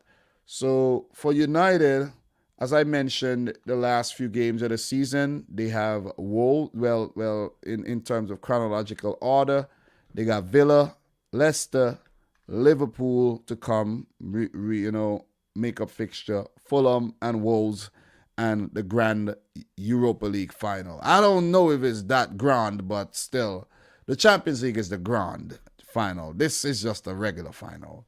So, and not to take anything away from United either, but you guys know what I'm talking about. You know what I mean? For Aston Villa, they have United. Everton again, they just played Everton with a beat 2-1. Crystal Palace, Tottenham, and Chelsea. Tough set of games for the last 5 games of the season there for Aston Villa, but it has been a successful season for them, and they should feel proud, lift their heads up high, and come back again fighting next season with a more improved squad. They did improve from last season. They have been spending a lot of money, and I think Villa will spend again. Maybe not as much as they did for the last 2 seasons, but they should keep things fresh. Move on some players, bring in some players. So, in terms of predictions, what do you guys have? Talk to me. So, talk to me, baby. What we got here? Phil Jones, Traore is a tricky player. I like that guy, Traore. Very, very quality player. Former Chelsea player, formerly of Ajax, formerly of Olympique Lyon. So, Mason is saying another draw. Oh, you're talking about the Brighton game. A-Bob is 2-0 to Brighton. Thank you guys for your late prediction there. Dandy Opposer 1-0 to Brighton. All right. In terms of the United, Aston Villa, Sebastian is saying 3-2 to Villa. Thank you very much for your prediction. And as Dane says, Sebastian biased. Yeah, I do agree with you. And he's saying, no, I won't predict Man United to win. Come on, Sebastian. You have to suck it up and you have to give quality predictions and put your bias aside. You just can't say it's because of United why you're going to predict them not to win or something like that. Come on. You got to do better than that. You definitely got to do better than that, man. That is unacceptable, Sebastian. It's the same thing you do for Man City. Come on. Stop hating. Dane, Villa Sunday, Leicester Tuesday, Liverpool Thursday. Yeah, that is rough. That is a tough schedule. Very, very tough schedule. Very, very tough schedule. So we have Martin saying, oh yeah, career mode. Exactly. That's what I'm talking about. Hey, Bubba, we just want one win in the next few days to secure top 4. Thank you very much for mentioning that. If we go back to the table. And that's why I like you guys make your comments, because it's all of our minds being put together to, just analyze the whole thing. And with United being on 67 points right about now, right? 5 games to play. They win they win that game against Villa, right? They go up to 70 points. I'm predicting them to win the game. West Ham has 58 points. They could only get a maximum of 12. And the teams behind them can't catch United after that. So that means United would secure Champions League next season with a win. I think a draw would even secure Champions League for them. So thank you very much for mentioning that one, A-Bob. Appreciate that. City Extra Fan, 1 to Villa, 3 to United. So Martin is saying, just do a protest to postpone one of the games. Very good, Martin. I like that. I like that. Ha, ha, ha, ha, ha, ha. Martin, you're smart. And that's the thing, that's the thing that they were saying about the danger of protesting, because you could end up, creating a precedent where teams could say, okay, you give us such and such games in this amount of time, you know what? We'll just show up before the game, protest, and, you got to postpone the game. Simple. Very, very simple. Very simple. Let me take a drink of my water right now. Very, very simple. So, Dane is saying Villa has a very terrible record against United. The only game I am confident about every season. 3-0 to United. Thank you very much. And if you go to Villa's history against United, this one is really ridiculous. Horrible record against United for real. 51 total Premier League matches.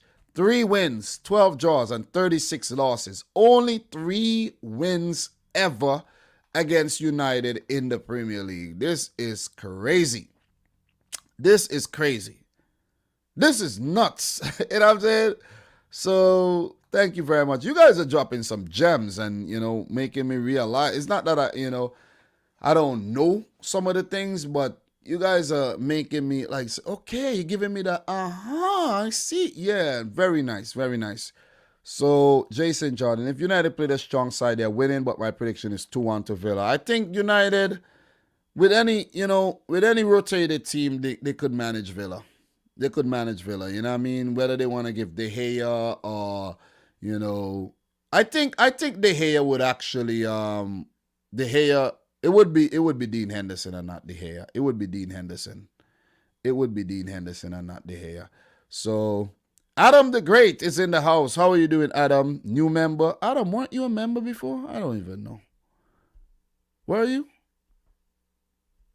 Did you get bumped off for being a member or something? I don't even know. I don't even know what's going on right now. But thank you very much.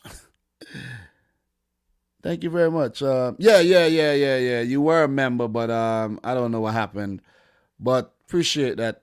Appreciate that for rejoining the memberships. Thank you very, very much. Appreciate that. All right, so let's go. And thanks to all the members, the few members that I do have. Appreciate that. Appreciate you guys. Let us move on from that. So you got removed because of a new card. That's all good, bro. And Adam, I'd like to take the time to say congratulations to Chelsea. You guys made it. You guys made it to the final where you will play my team, Adam. It's crazy, how you found the channel like this season. And, we talk Chelsea, we talk City. City are playing Chelsea this weekend where we're going to touch on that very soon. And then City are playing Chelsea in the final. It's crazy. Lovely. And I've already scheduled the live stream for the final watch-along, May 29th. I've scheduled it already. I've already told my wife, like, hey, listen, man. Yeah, listen, you ain't going to be telling me I have to have no kid during no freaking Champions League final. You better take the kid and whatever you have to do, you better deal with that because the Champions League slot, it's mine. Thank you. So congratulations to your team there. So going back here to the predictions, we have Steve 2-1 to United, Jordan 2-0 to United, Cavani and Greenwood, and we have A-Bob, I'm back in my team, 3-1. I have faith in my guys, we will make it through. So Elevator Kid, Aston Villa 0, Man United 1, Pogba header, Phil Jones, 2-2 draw. Watkins double. Yeah, it could also finish in a 2-2 draw. Errol Brown, guys, don't tell me you are so tight you can't even give away something that's free. Hit the like button. That's what I'm talking about. Errol Brown, man. Do appreciate that, Errol. Love it. Thank you very much, Errol. Thank you for reminding them. Appreciate that, Errol. You know what I mean? Errol, you are mod. Of course, you have to, do things like that. But I do appreciate that. So, Air Slayer, 2-0 to United. Dane Richards. Dom, it's a tough schedule, but we will never... I'm reading wrong. But we will get over the line. Donny van de Bench, Beek, will finally get a game, and the likes of Anthony Martial will be back in the squad, and we have two great goalkeepers. I don't know about great. You have two good goalkeepers. Let's say good. Yeah, let's use the word good. Let's not get carried away with greatness here. Please don't. Please. And you say we have some midfielder that should get the job done. Juan Mata and these guys should actually, get some games. Achuka, Gurma, 2-0 to United. What else we got here? Dane Richards is saying 1 point for us. You guys, a draw? You're predicting a draw. Okay. So, what else we got here? Sachin Dev Prasad, 2-3. United to win 3-2. So, yeah, City versus Chelsea will be a great match. So we have Adam Dolan. Do you think the Champions League final will be moved? We were talking about that early on in the stream, and I did mention that it will be a great idea if they move it. Move it to Wembley. I know Villa Park was saying that they want to host it or whatnot. Move it to Wembley, man. You know what I'm saying? Move it to Wembley. That would be fire. I haven't pulled out this thing in a long time, man. That's been a while since I pull out the fire. I got to start pulling it back out again for good luck. You know what I mean? So, Martin Kolev, 2-0 to United. But I do think it would be a good idea to move it, though. But it would be, Turkey would feel a kind of way. But move it, man. Nobody can't watch in Turkey. None of the English fans could watch. So, just move it. Move it. Move it. I like to move it. Move it. So that we could have 4,000 City fans and 4,000 Chelsea fans at the stadium, and maybe 2,000 neutrals, 10,000 people for the Champions League final. You know what I mean? That'll be good. So Adam is saying 3-1 to United. Thank you very much. Thank you. So that one is a wrap. We have a lot of games to talk about. So I don't know why I'm wasting time. So let's touch on a game that I plan to go live while the game is playing. So for Monday, I'm planning to do my live stream I'm planning to start the live stream from 3 o'clock because it might be a long live stream because I have to talk about the games that's coming up in the middle of the week on Monday during the roundup. You see what I'm saying? So the roundup will be on Monday. But in order for me to have the time, I will be starting at 3 while the Fulham versus Burnley game is going on. I'll have it here over there playing in the background. And, I'll save myself 2 hours. Actually, I usually start at 5:30. I'll have 2.5 hours in advance. And we could actually maybe, do a 4-hour stream or something on that day. So, because there'll be a lot to talk about. There's gonna be a lot to talk about. So in terms of the schedule that's coming up, guys, it's a weird schedule.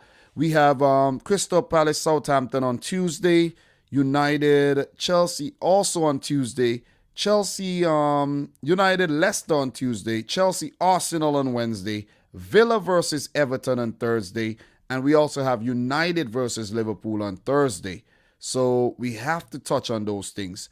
And remember I was talking about City don't get Friday's fixtures. Well, Man City will play on Friday against Newcastle.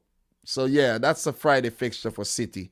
So we will be going live on Friday to do the prediction for week 36. So I will get that one scheduled where we will talk about those games over the weekend. It's all about consistency, guys. You know what I mean? It's all about consistency.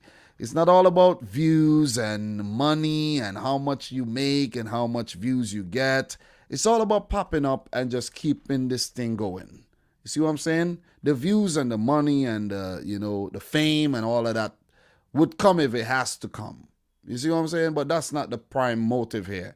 The prime motive is to discuss the Premier League, discuss the football, and just enjoy the thing as a community. You see what I'm saying? And then we have 37 and 38 where the season will be over. And between, the end of the season and the start of next season, there'll be a lot of football to talk about. So I'll be live every week still. I'll figure something out and I'll figure, out, topics that we will talk about every week and big topics that we will talk about every week. You know what I'm saying? So that's what I have on the agenda right now for you guys. So what we're gonna do, let's talk about Fulham versus Burnley. Let's take about 5 minutes and talk about Fulham versus Burnley. It shouldn't take much. It should probably take less than that too. You know what I'm saying? Like really, Fulham versus Burnley. Like, who watches that game? Only me, maybe. Only me. Only I watch these games. But Fulham versus Burnley here. Fulham, they're 18th. Still fighting to survive, but I don't think they will. And Burnley, still not safe.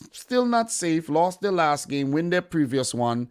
And, it's crazy for Burnley that, they smashed up Wolves and then play West Ham. They got got lost to United. They were going through a horrible run, but that win against Wolves was very, very unexpected. They will be on the road again against Fulham at Craven Cottage.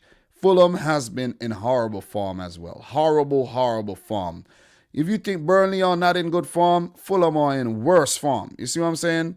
Because in the last couple of games, Fulham 2-0 loss to Chelsea, 1-1 draw to Arsenal, a game that they should have won, 1-0 loss to Wolves, a game that they should have drew. That game should have been a draw against Wolves, but they lost in the last minute there. And we have a 3-1 loss to Villa. You go back to a 2-1 loss to Leeds, 3-1 to United. And ever since that win against Liverpool, they have been absolutely atrocious. Absolutely atrocious. So in terms of Fulham versus Burnley, the game early on this season was a 1-1 draw. And before that, Burnley beat Fulham in their two previous games. And then Fulham, that was in the FA Cup and the Premier League. And then we had a win here, a big win for Fulham back in 2018, a 4-2 win. But across the last 10 games, there has only been 2 wins for Fulham against Burnley. They managed 2 draws and 6 L's. 6 L's. Guys, I'm not going to go too deep into this one here. But, Sean Dyche and his team, very, very gritty unit. They, are sound defensively. And, I think their defense is what's keeping them in the league, where they have Pope, Tarkowski, me at the back, and a few other, bits and pieces players. Sorry, but they are bits and pieces players. Matt Lowton and Ashley Westwood and Chris Wood up top being the threat. Vidra, Rodriguez, Barnes, all supplemental strikers there. I think Fulham are going to get something out of this game. Look, man, they did play well in their previous game, though, against Chelsea without any luck. They did play without luck. I think Edward Mendy has been freaking good, pulling off all the... Was it Mendy was in goal, right? Pulling off some big saves. I think this one is going to be a 1-1 draw, and I think that's a fair assessment for both teams. A draw would do well for Burnley, not so much for Fulham. If Fulham pick up a draw here, 3 games to play, possibly 9, they should get relegated. Yeah, they go up to 28 points, 28, 8 plus 9, 7, 37. Yeah, they should get relegated. The other team should pick up points. They're not going to win all their remaining matches. And there's a game between Fulham and Newcastle. It's over for Fulham. They're done. After that really nice, patch that they had when they beat Liverpool and they picked up some good results in there, they had to continue that in order to survive, and they didn't. And therefore, they're going to go down. So 1-1 draw, though. 1-1 draw. predictions, guys. Predictions. Big up to Dupe in the house. How you doing? How are you doing? How are you doing? Typical Liverpool fan is saying, I wouldn't be surprised if City would just let Chelsea beat them on Sunday because they don't need to win. But in the final, City will beat them. I think you're on to something there, typical Liverpool fan. In terms of predictions, we have Mohamed Ibrahim saying, cancel the City game. Its title is wrapped.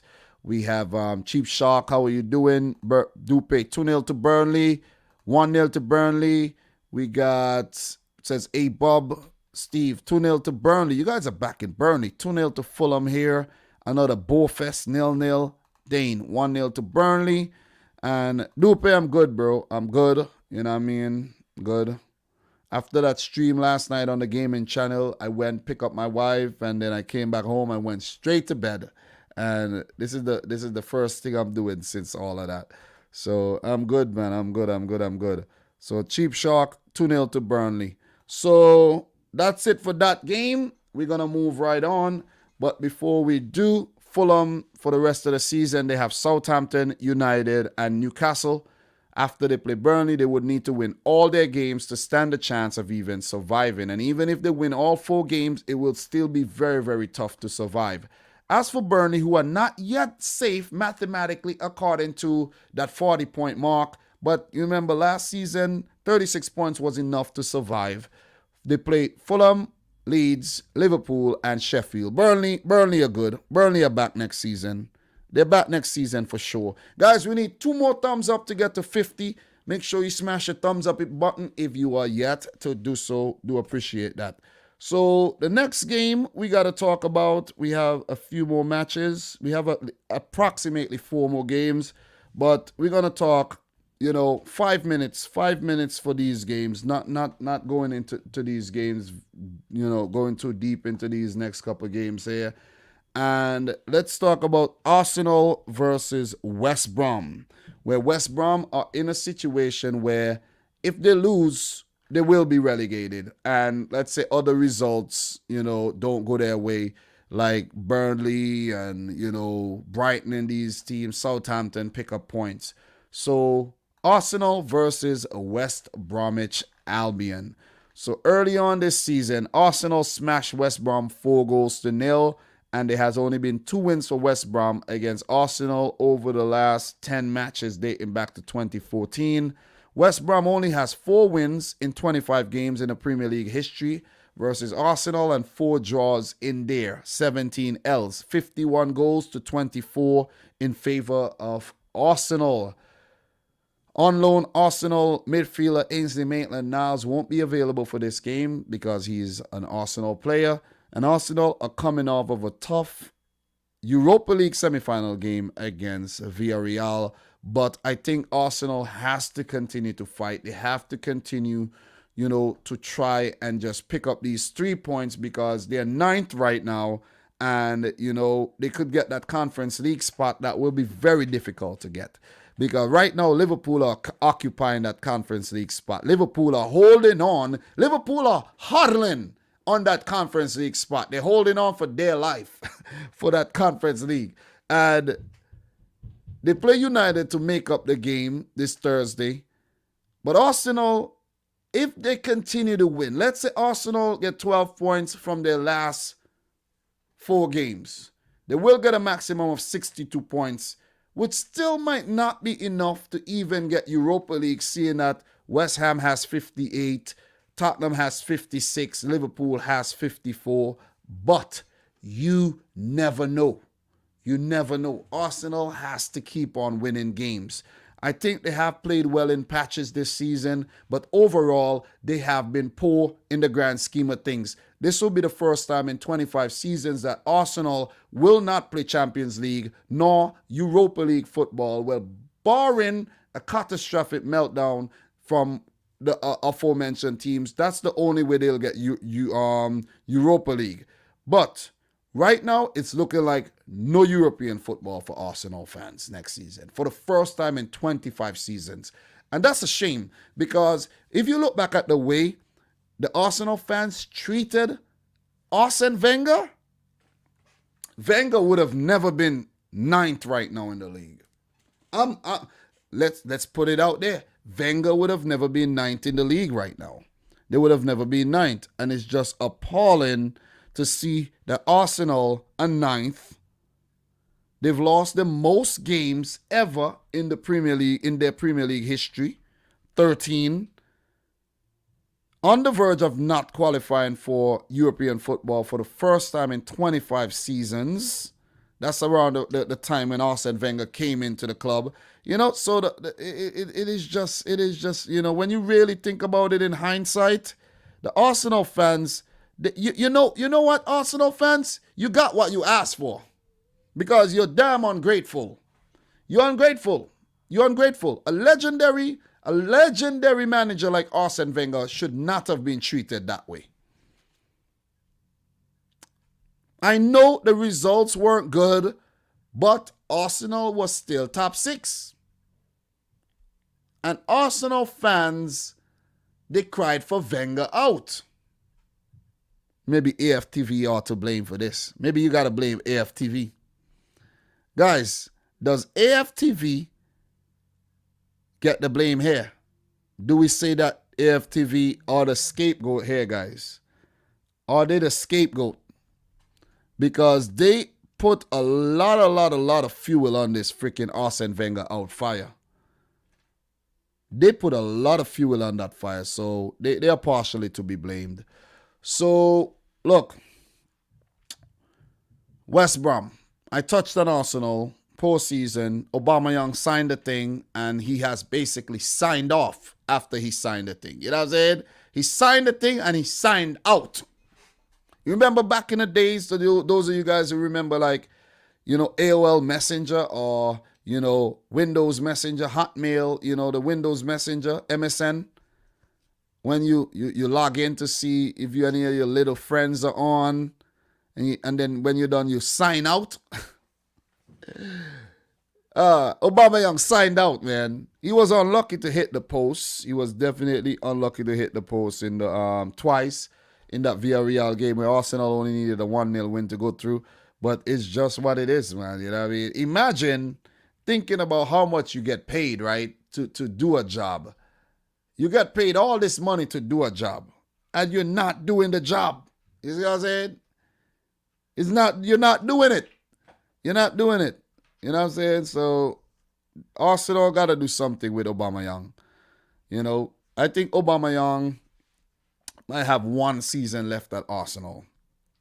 One season. Next season, and if he fails, he's gone. Look out for Inter or AC Milan or even a PSG. I think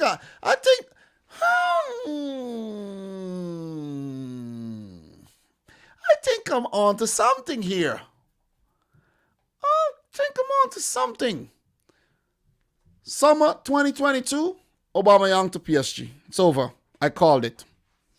I think I'm going to make a video on that. Just to put it in. Aubameyang to PSG. It's over. Done. It's done. A lot of players are going to get moved on to. See what I'm saying? Arteta might get sacked as well. Who knows?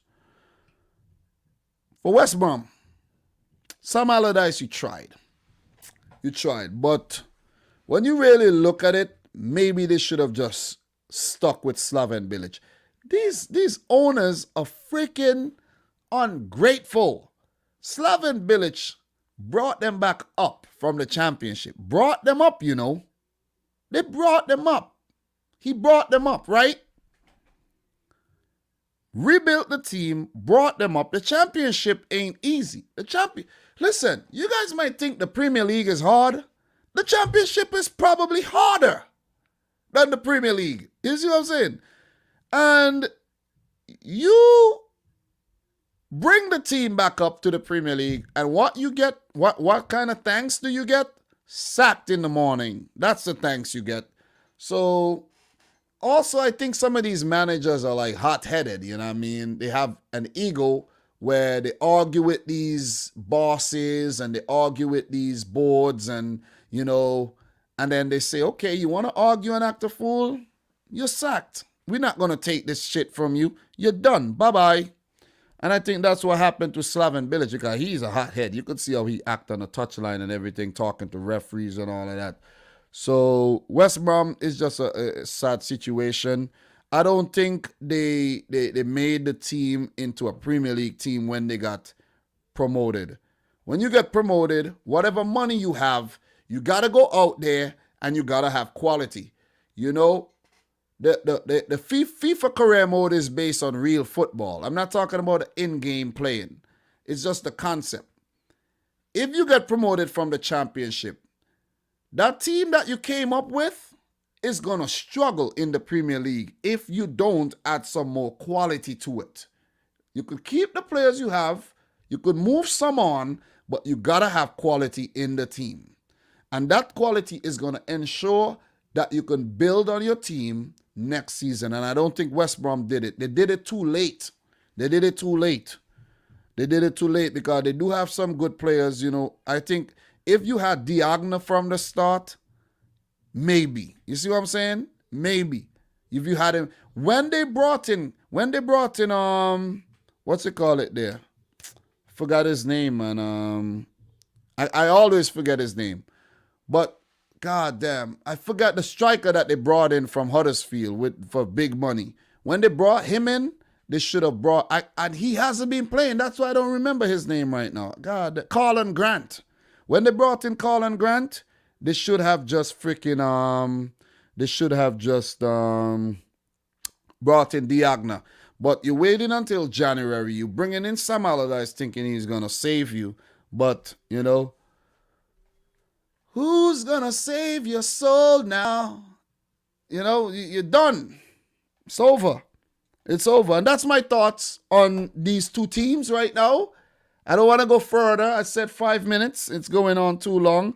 And I'm going to say Arsenal win the game 2-0. That's my predictions there. Arsenal win 2-0. Before I do move on, let me just touch on the fixtures for Arsenal and the fixtures for West Brom. So for Arsenal, they got West Brom, Chelsea, Crystal Palace, and Brighton. And let's see how they do. May not do too well, but let's see. Let us see. They could still get something. They could still salvage their season by placing 7th at least. They can. Guys, do you think Mikel Arteta deserved to get sacked, or you think they should hold on to him because he's a young manager and he has shown promise winning them an FA Cup? Don't be too rash and sack him. I don't think they should sack him, to be honest. I don't think they should. I think they should allow him to have another full season. Well, maybe another full season, a transfer window, and let's see how Arsenal does next season, and then you could say, okay, if they're not top 6, then you can sack him. If they're looking like they're not top six, you could sack him. So for West Brom, who are 19th in the league, they play Arsenal, Liverpool, West Ham, and Leeds. It's over. It's over.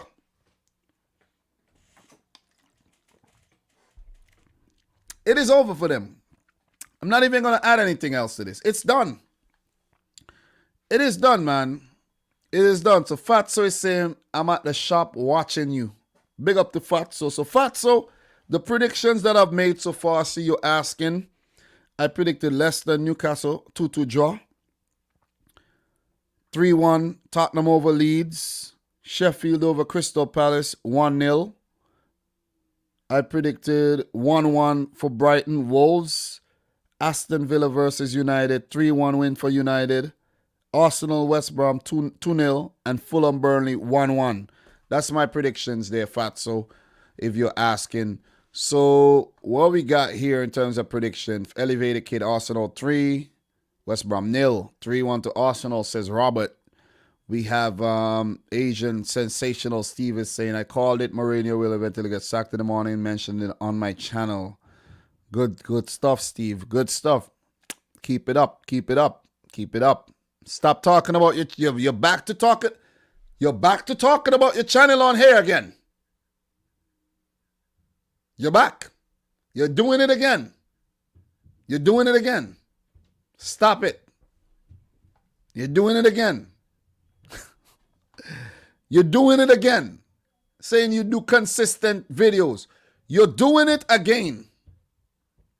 You're doing it again. You're doing it again. So, City Extra Fan is saying 3-1 to Arsenal. Dupe 3-0 to Arsenal. Cheap Shock 1-0 to Arsenal. Martin 1-1. Adam Dolan 1-0. Arsenal last minute winner.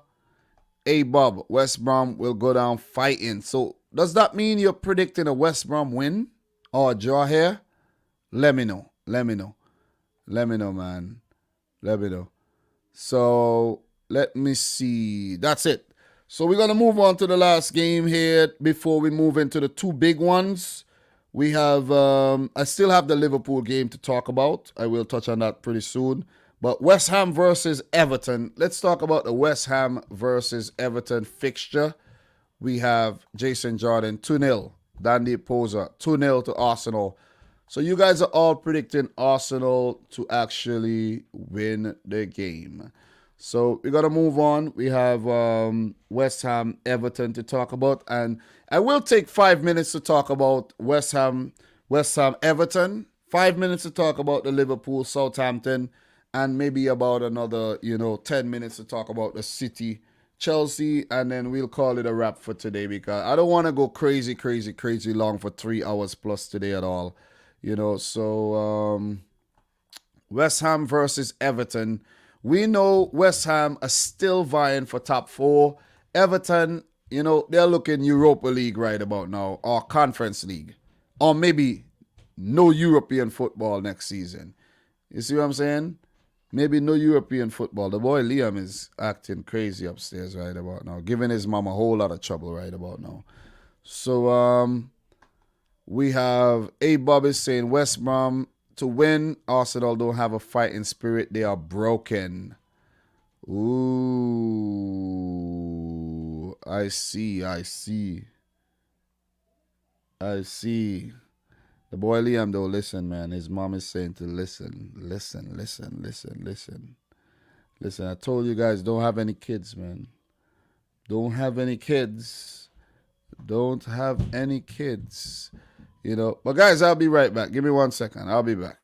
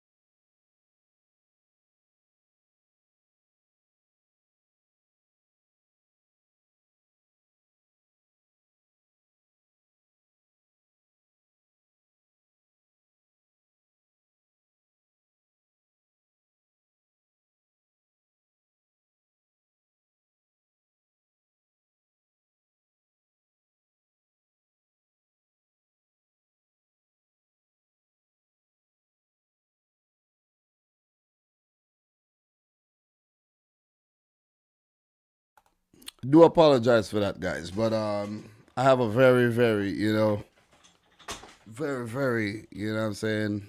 I don't even know a word to use. Little 2 year old. You guys should be familiar with him, man. He's a menace. He's a menace. But when I'm done, I have to go take him to play or something because he needs to get some of that energy, that's been, building up over this year has been this pandemic thing has really kind of affected these younger kids, man, because they have to stay in for most part. Well, not all of them, but mine, who was, going through his developmental stages, not really in school yet. And then, what I'm saying? It's just been a weird year, man, for the kids. So, do appreciate the patience there, guys. So just had to go up and just calm down the situation a bit, man. You see what I'm saying? So West Ham Everton, we were on West Ham Everton, and early on this season, West Ham beat Everton 1-0. And they also met in the fourth round of the Carabao Cup, where Everton beat West Ham 4-1. So it has been a mixed bag of results over the last couple of years between Everton and West Ham, where, West Ham has 3 wins. Everton, has a bit more in 5 and 2 games ending in draws. There's only been 1 Carabao Cup fixtures, 9 Premier League fixtures. So this one is a little bit tricky to predict because both teams, can be mercurial at times, where West Ham has been a more, consistent team this season, and Everton definitely inconsistent. 49 games between them, Everton with 26 wins, West Ham with 10, and 13 draws. So some of those 10 wins have come, recently for West Ham, which is, very, very impressive. They're a very much improved team, and we have to give it to them because if you look at where they're at in the table right now, they're 5th.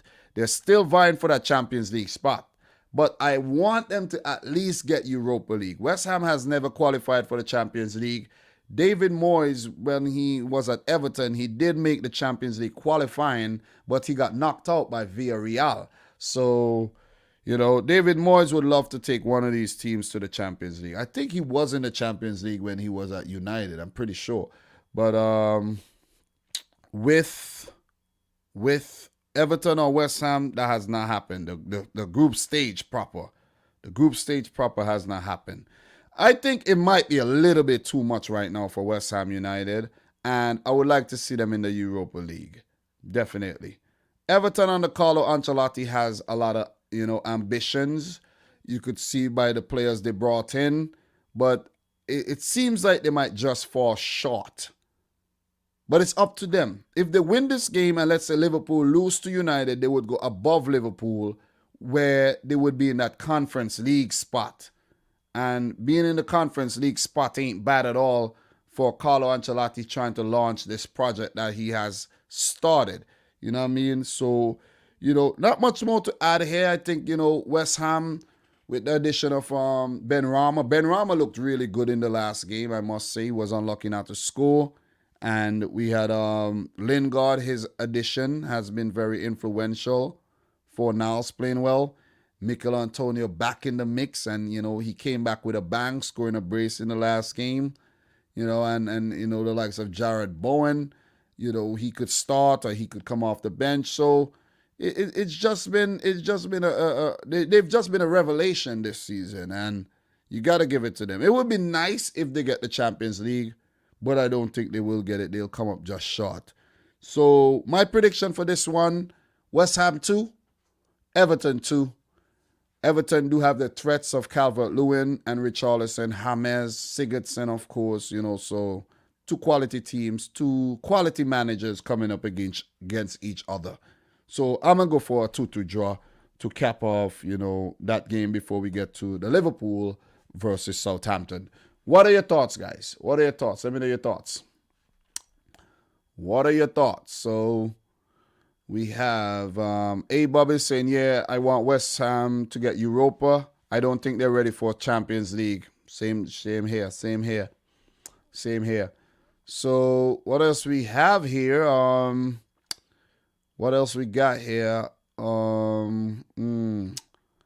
3-2, West Ham United. So you're going for another 3-2, conceding 2 in the second half, usual business. I'm going to say 2-2. How are you doing, Adnan, man? How are you doing? He says 2-1 to West Ham over Everton.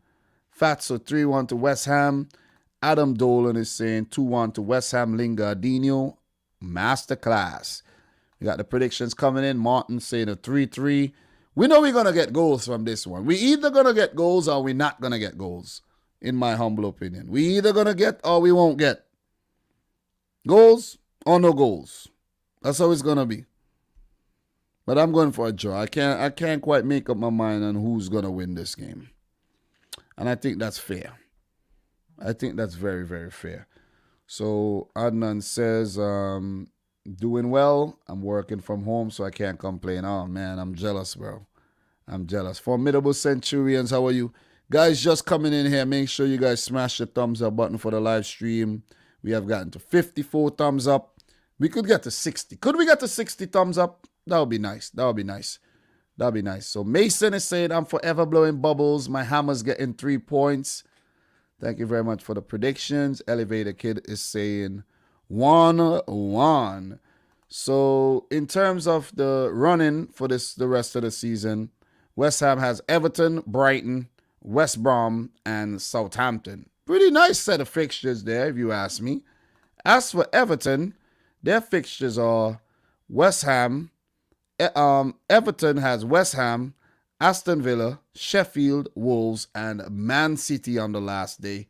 So that could be that'll be the day Man City, the last day of the season. Man City at home there and everything. That'll be good. So we have Wolves, Sheffield. Yeah, some winnable games in there for Everton.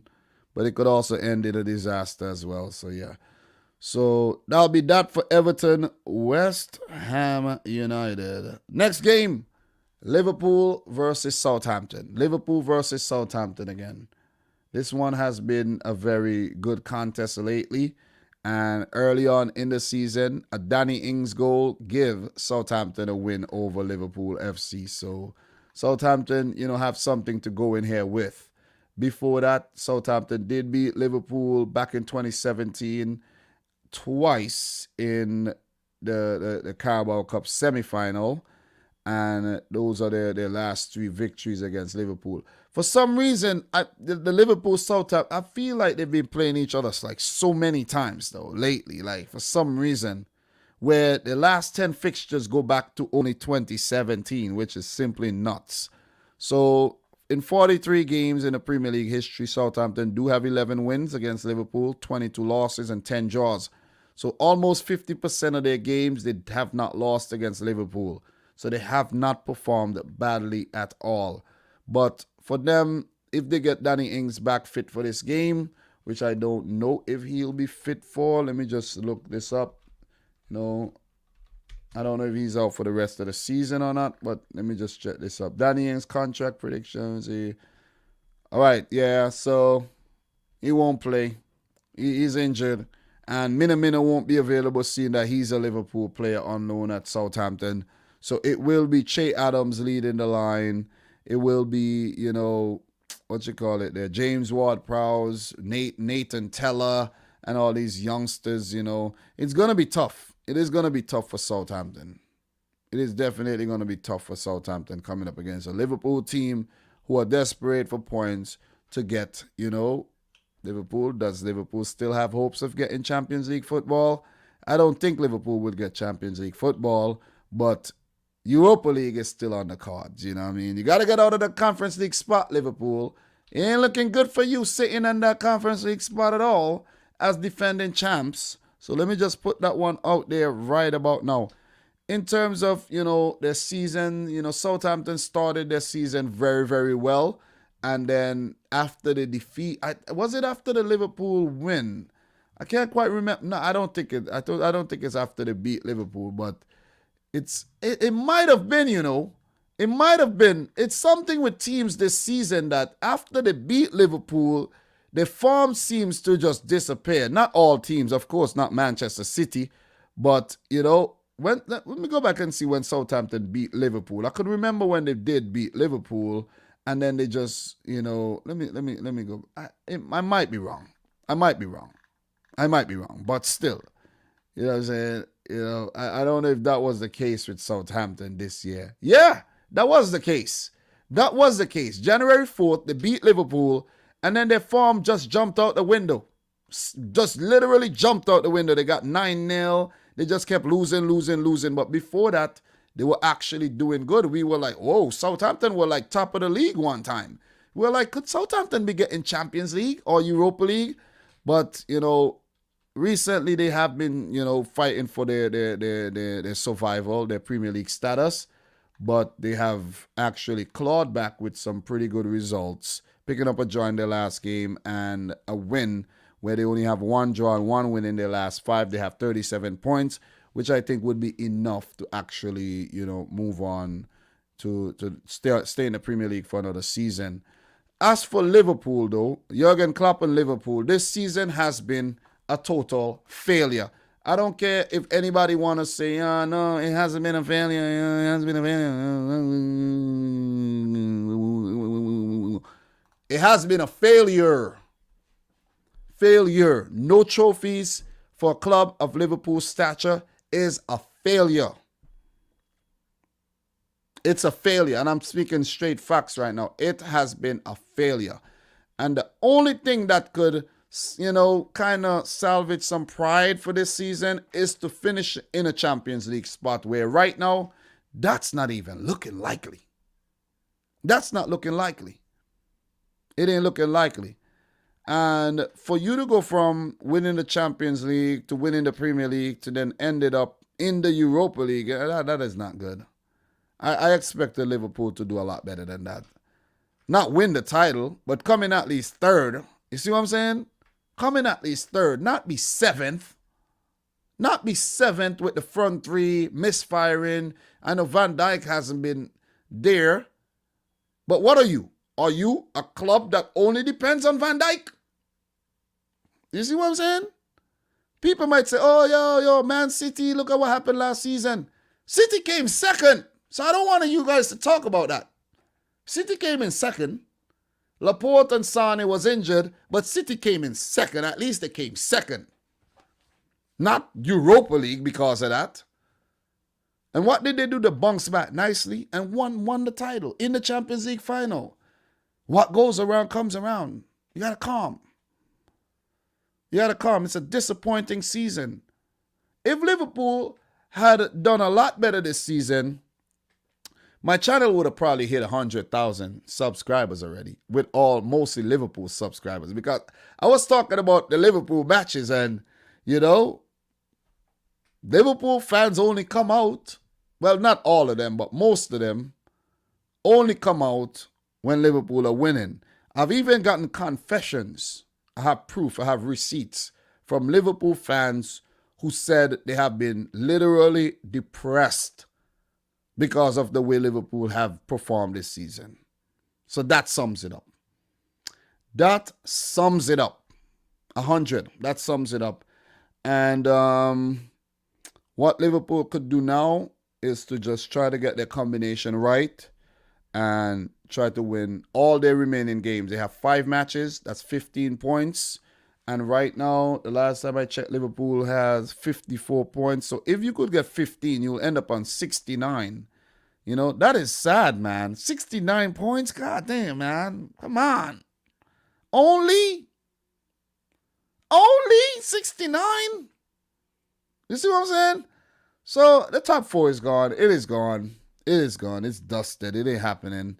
It ain't happening. There's a 7-point gap between Liverpool and Chelsea with 4 games to go.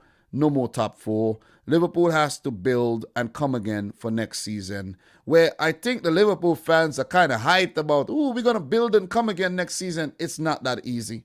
It is not that easy. You see what I'm saying? It's not easy to come up from 7th to number 1. Think about it. Think about it. But with this game, Liverpool will host the game at Anfield. My prediction will be a 2-1 win to Liverpool. I'm still predicting Liverpool to win the game. I fancy Liverpool against Southampton. Let's see how this result ends up. What are your predictions, guys? Let me know in the chat. Let me know in the chat. For Liverpool, their remaining matches this season will be against Southampton, Man United, West Brom, Burnley, Crystal Palace, where they should win all of them except the United game and secure and hold down a Europa League spot. You know what I'm saying? Just hold it down. Take it easy.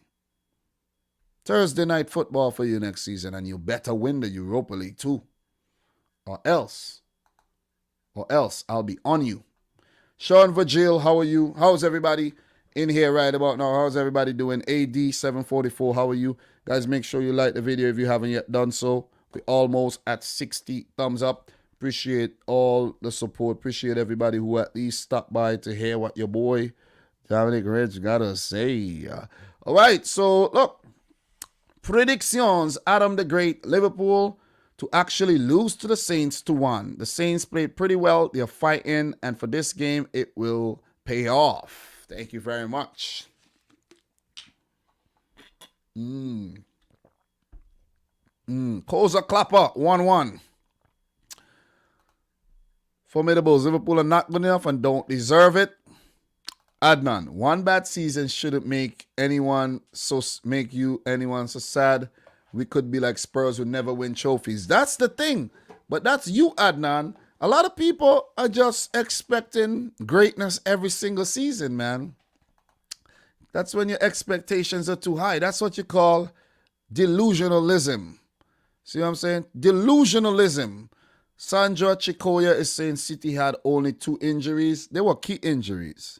It were key injuries. Still, we lost to Wolves twice, man. You know what I mean? It was not the best season. Still got 81 points, 82 points, I think, 81, 82, and still came in second. That's the whole point. That is the whole point. So yeah, in terms of predictions, A-Bob is saying, nah, 1-1 draw. You guys are, oh man. Adam Dolan, 5-1 to Liverpool, Formidables, 2-2. We have, in terms of some more predictions, 2-1 loss to United. That's late. 2-2 probably Wednesday nights in Israel. Loading. Yeah, man. Maccabi Tel Aviv. Oh, man. Versus Liverpool. And then you go over to Russia to play against Spartak Moscow or CSK Moscow. You know what I'm saying? Not Zenit. You're not going to play Zenit. Zenit will be in the Champions League. And or you play, PSV in the Champions League, in the Europa League.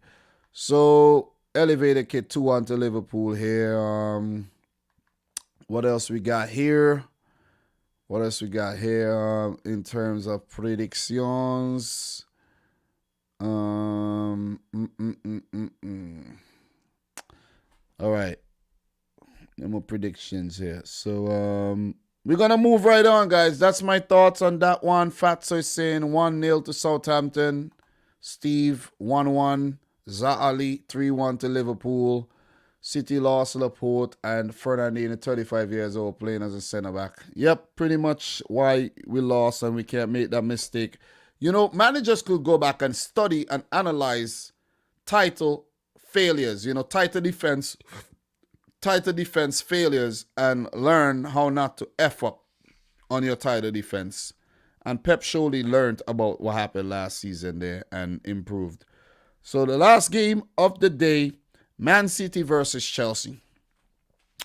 Manchester City versus Chelsea in the Champions League dress rehearsal. The last time these teams would get to play each other before they meet for the first time in the Champions League final. This is the first time City-Chelsea meeting in the Champions League too, I think, yeah.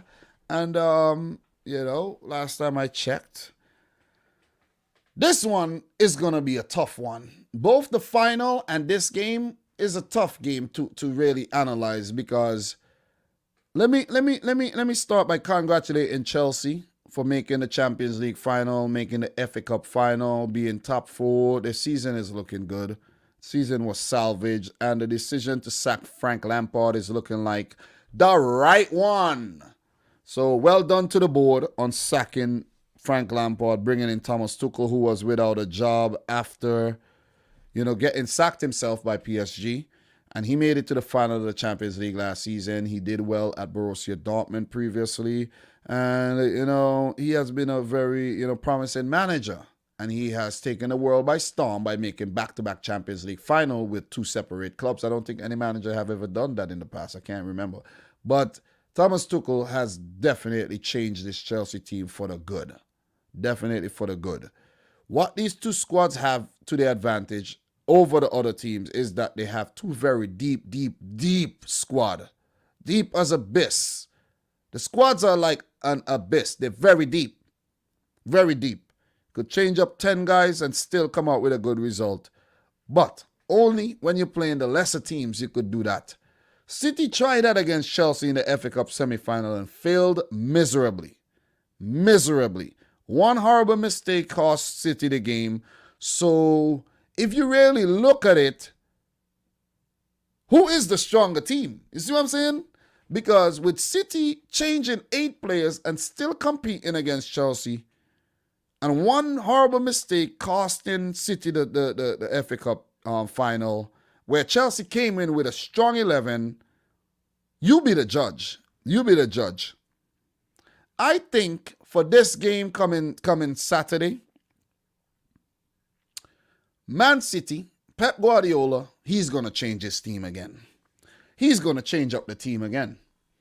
He's going to change the team. Let me just take a quick look at the team that played in the Champions League really quick.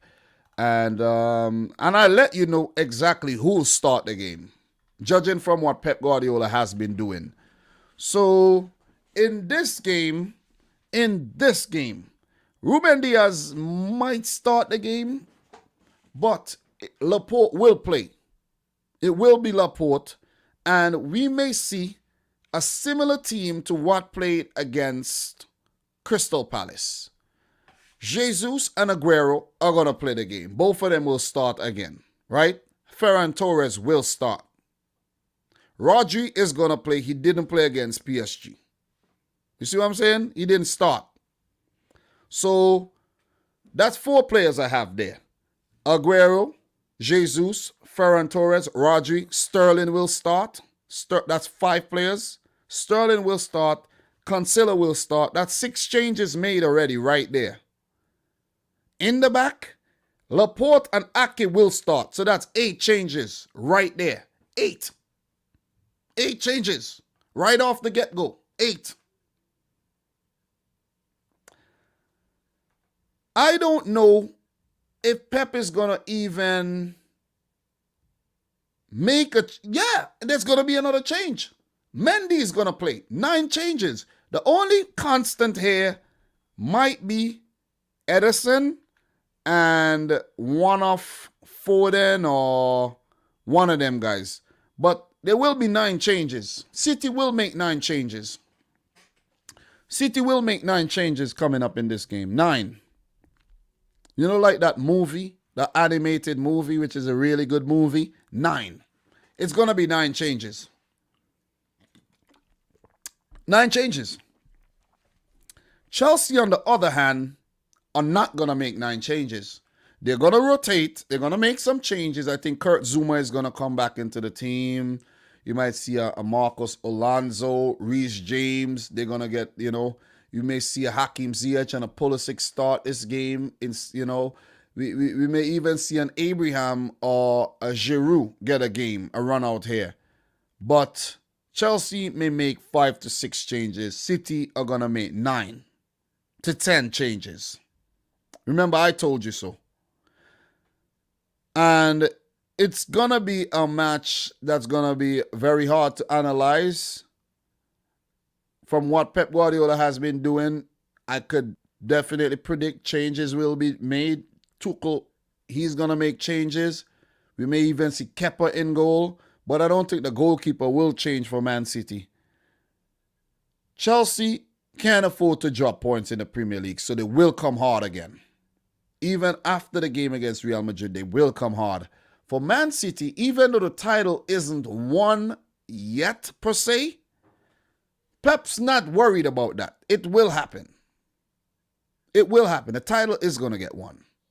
So Pep has some leeway to get players in Get players, some minutes, get their confidence up, get the team, even more oiled up for the Champions League final, where if you have to call on a player, his confidence is high. He has time under his belt because he's been playing in the last set of Premier League games.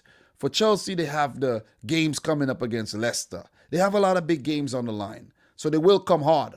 So that's why for this game, though, I'm fancying Chelsea. I'm fancying Chelsea. You see, the difference between me, the difference between myself, right, and a lot of people out here is that even though I love my club and I'm dedicated, I watch every game and everything, and, I want to see my club win every single match, I don't predict City to win every game. For this game, I'm not gonna go on and on and on and on and on here, even though the team will still be a good team with likes of Aguero and all of that. I'm actually predicting Chelsea to win this game. A 1-0 win for Chelsea. A 1-0 win for Chelsea. I think, the players that's going to be introduced here or rotated, dangerous. Ziyech, Pulisic, very dangerous. You know what I mean? Very, very dangerous. We may even see Kai Havertz play this game. Even these guys are young. They could play. They can play every 3 days. Maybe not on Aguero, you know what I mean? Jesus has been, misfiring as well. You know what I'm saying? Sterling has been misfiring, so he'll play. He'll play. And we know what happens. There could also be a situation where Man City smash up Chelsea. Because, you saw what Aguero did against Crystal Palace. And we beat Crystal Palace, convincingly with a brilliant second half performance. So this one is a lot harder to gauge, but I'm going to go with a Chelsea win. I'm not so confident coming into this game against Chelsea here, where Pep is not going to take it that serious. I know this. I know this. And this could work in Man City's favor too, where it could be somewhat of a false positive for Chelsea, where they say, hey, we won the FA Cup. Well, we won the league, so it definitely means that we're going to go 3 games in a row against City. Might not happen. Might not happen. You see what I'm saying?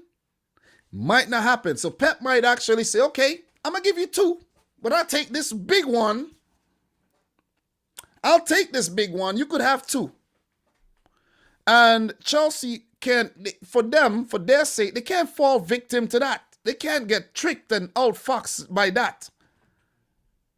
The mind is a very, very powerful thing. You get your confidence up too high because you won. Your guards could go down because you're like, yeah, City, we got this. We got this. But I'm definitely going for City. A City loss here. City loss. Chelsea win. Chelsea win. So, Formidable is saying, Dom, what are you talking about? City won't lose. You see, that's the difference between you and I. That is the difference between you and I. In your eyes, Man City are not losing any games. That's the difference. But from what I've learned is that, Man City, we lose games. We lose games. But let's hope that for the Champions League dress rehearsal, Champions League final dress rehearsal coming up tomorrow, let's hope that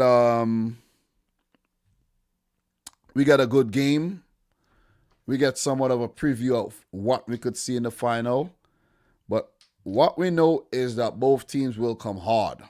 We may even get a game tomorrow where it's a 0-0 draw, where no team really want to overcommit and have players injured and everything. It's a tricky one. I think Pep needs to wrap Kevin De Bruyne in cotton wool. You don't need to play him against an N'Golo Kante who's going to step in and mess up his ankle or something like that. I don't think, you can't risk these players, man. It's a tough one. It's a tough one. So, my prediction, a 1-0. 1-0 win for Chelsea. So, in terms of predictions, guys, what you got?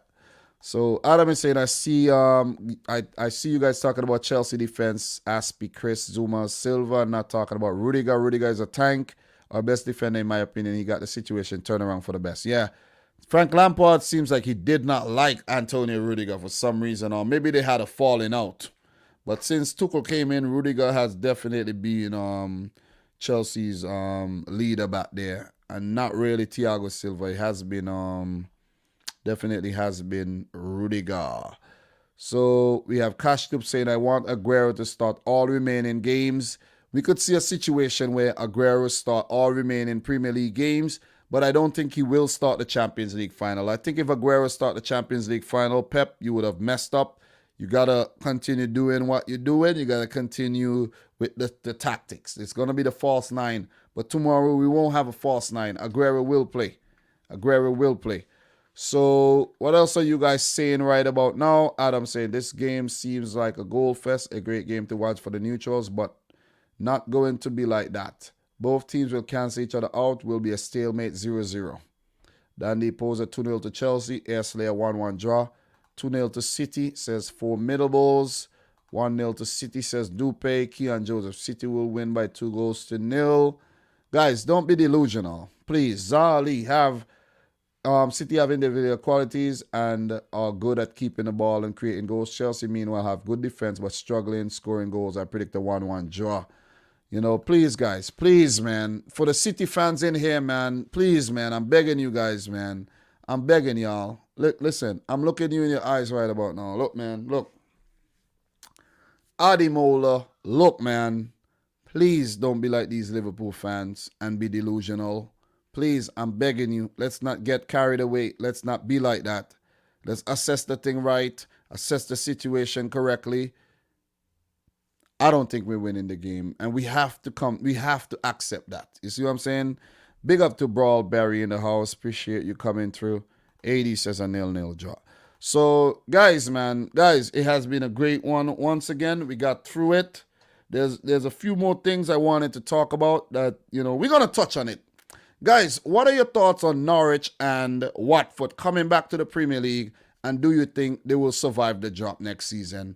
For me, I think in order for Norwich and Watford to actually survive, they have to add some quality to their team.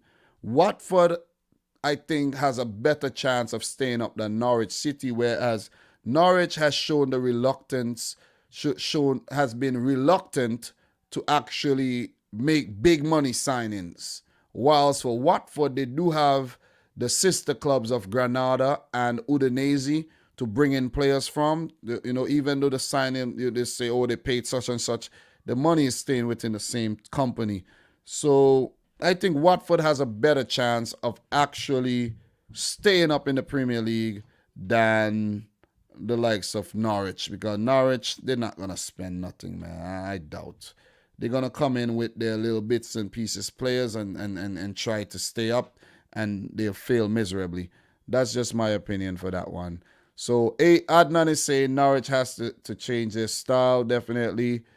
Elevator Kid Norwich, I don't know. Watford would stay up convincingly. What else we got here? Let me know your thoughts on that, guys. And in terms of the playoffs, the last time I checked the playoffs, it was Brentford, Barnsley, Bournemouth, and Swansea City. So you guys let me know your thoughts on that one as well. Let me see, Championship, EFL Championship. Let me just check on that league really quick. It's over. The championship is done. And, Barnsley 6th, Bournemouth 5th, Swansea 4th, and Brentford 3rd. So that's how it is right about now in terms of the playoffs. And in terms of the playoffs, let me see. Why does it still have? Let me see something. Yeah, some teams. It's 45 games, but we in the last round. We're in the last round right about now. So it's still places are still up for grabs in terms of who's gonna play who in the playoffs though. But Brentford has secured 3rd. Swansea, they not secure yet in terms of 3rd. But we will know who will play who in the playoff final soon. So who do you guys fancy coming up? I would love to see Brentford in the Premier League just because, they have never came up to the Premier League. Elevator Kid is also saying Brentford to go up. And that's just something I wanted to add because I had it written down. One more thing that I have here. Thank you very much, Adam the Great, man, coming in with the first super chat of today's stream. Appreciate that. Appreciate the love. Appreciate the support. And thanks for that. He said, City fans, don't underestimate your team. City overall is a better team than Chelsea these few seasons. Anyone who says Chelsea is better is delusional. If they are better, why isn't Chelsea top of the league? You're right. You're right. But you also have to look at the situation where we're coming off of a loss against Chelsea, right? We're coming off of a loss. We're coming into a game that's pretty much insignificant to us. The only thing we're going to play for is pride. A draw would be great. But with United second and United are dropping points all the time, we'll win the title. We will win the title still. You see what I'm saying? So Pep is going to look at it that way, and he's not going to overcommit. He's not going to say, let me play a strong team, and then De Bruyne goes in, or Phil Foden goes in and get their knee shattered. Diaz go in against Chelsea and get his leg broken. You know what I'm saying? So we got to be realistic here. We got to be realistic. And before the season ends, I want Pep Guardiola to give Zach Steffen a Premier League match to start, and even Scott Carson. I know it ain't a joke, but I want to see these guys. I think Steffen should get a Premier League match, though. Maybe not Carson, but I think Zach Steffen should get a Premier League match. I don't even think he's made a Premier League debut this season. Has he? I think he has. I think he has played a few games this season, I think Zach Steffen has played 1 or 2 games this season in the Premier League. Let me just check. Let me just double check that. I can't even remember, though. I can't even remember. But let me just double check that. Zach Steffen, yeah, he has played 1 game. Yeah, he has played 1 Premier League game this season. He conceded 1 goal. Let me see. That game was against Chelsea. It was against Chelsea. City won 3-1. That was in January. I didn't even remember that. God damn. God damn. Oh, my God. So, who knows? Zach Steffen might play on the weekend. Zach Steffen could play. Pep. Listen, guys. Pep could F around and make 10, 11 changes. Pep could make 11 changes this weekend. It's crazy. It's crazy. But, guys, the talking points that I want to talk about before we just brush up and end today's live stream. Kane's future. Harry Kane's future. Harry Kane has to decide on what he's going to do, on whether he's going to stay at Tottenham and win nothing next season, or whether he's going to move to, let's say, United or move to City. Well, I don't think he could move to United with Cavani still there. That won't work. But Man City does need a striker with Aguero leaving. So Harry Kane, man, what's up, Kane? What's up? You want to win something? You will be guaranteed to win at least a Carabao Cup. Or, let me say, at least a Community Shield next season. We will play Chelsea in the Community Shield or Leicester. So, Kane, what's up? What are you guys? What are your thoughts? So, Formidable is the same. Dom, you will predict that prediction and Stephen won't play this time. Look, listen. If I don't get it right, I don't get it right. I don't mind. But that's just my assessment, though. That's just my assessment. That's my honest assessment. Selection in the house. How are you doing, Selection? Who says, I think Kane wants to leave. Levy is the problem. Guys, if you haven't yet liked the video, make sure you smash the thumbs up button. See some new faces in here. Could we get to 70 thumbs up? If you're watching a replay, make sure you like the video. So we have Errol Brown saying that was Lampard. Dom, what's your prediction? My prediction is Chelsea 1, Man City 0. That's my prediction for the game. I don't have to predict us to win every game. I don't. Another question, Cavani's future. Strikers, we're talking about their future here. I personally think, I think Kane should leave. Kane should leave because year after year after year, you're thinking about, maybe this is the year. But you're getting older. Your body is getting more fragile and weak. You got to leave before it's too late. Before you're washed up and then, You got to leave. Leave, Kane. Join City.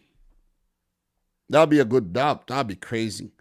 But anyways, Cavani's future. I personally think United should hold Cavani down because, I like Cavani and it will make the competition in the league a lot better. So that's my thoughts on Cavani. Aguero is said to be opening talks with Barcelona. He wants to play with Messi. Messi won't be leaving Barcelona anytime soon. And Aguero will be, going over to Barcelona, I think. Maybe the Memphis Depay deal won't happen and Depay will be going elsewhere, maybe to Liverpool, who knows. But the Aguero situation needs to be sorted out. He will definitely leave Man City. And hopefully for Aguero, he leaves Man City with a Champions League trophy, where I did run into an article where he says he won't leave Man City until he wins the Champions League. So let's hope that is fulfilled for Fernandinho's sake and for, Aguero's sake. And it's sad that, David Silva couldn't stay on for one more season. But the other player I want to touch on is Olivier Giroud. Olivier Giroud has to leave Chelsea. He has to leave. Thomas Tuchel does not trust him, even though he proved that he could score goals, where he banged in 4 against Sevilla. Thomas Tuchel does not trust him. So I think Olivier Giroud should look for another club, maybe go back to France, or who knows, maybe another Premier League team could do well with Olivier Giroud. I think Brighton, Hove and Albion could have done well with Giroud. Think about it. Think about it, guys. Even a West Brom could have done well with Giroud up top. But I digress. And the last player is Gareth Bale. Should Tottenham sign him permanently? Let me know your thoughts, guys. Let me know your thoughts. Formidable is saying Dom is playing reverse psychology. Guys, don't overthink it, man. Don't overthink it. One voice, Man City. I'm still drunk and celebrating being in the final. Listen, I'm celebrating, man. I am celebrating still. It feels good. It feels good to be in the final, man. I ain't gonna lie. I ain't gonna lie, man. I ain't gonna lie. But for Gareth Bale, from what he did in the last game against Sheffield, I think the Premier League is where it's at for Gareth Bale. You know what I'm saying? You're in the UK. You're from Wales. You don't speak Spanish. Just stay your ass where you're at. You see? So, guys, that'll be it. I touched on everything I wanted to talk about. After the Premier League is done, the live streams during the week will be based around a lot of topics where we will be talking about tournaments, news and all that good stuff. Q&A is going to be fun. It's going to be fun. A lot of live streams in 2021. The fun does not stop when the league stops. We're going to talk about a lot of things, man. A lot of things, It has only just begun. Remember I told it has only just begun. I'll be coming to you in, this stream is coming to you 720p because I don't have the premium StreamYard deal. And I have to pay $25 every month for StreamYard, this whole setup I'm using here.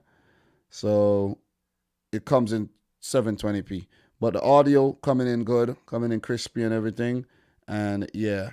And we will be live again on Monday, where I've gone 2 hours 47 minutes now, but on Monday it could go on for much longer. We have a lot of games to talk about that will become that completed games, and we have a lot of games to preview as well. The preview might not take so long, but I'm trying to manage my time better, where if I could actually finish off the live stream before 6 p.m., I'll have the rest of the day to hang out and, calm myself. Because remember, guys, I do have a day job. I'm a mechanic by trade. I get up early, 4:45 in the morning and go to work, and I have to deal with a bunch of freaking, fools on the job. And, it's a lot to deal with. It's a lot to deal with. I have a lot on my plate, you know what I'm saying? I have a lot on my plate. So, I have to keep grinding and keep maintaining, things. So I do appreciate everybody who came through. And Adam, are you excited for the Euro 21? Yeah, I am. I have to do a prediction video for that. I have a lot of work to do, man. I have so much work to do coming up, man.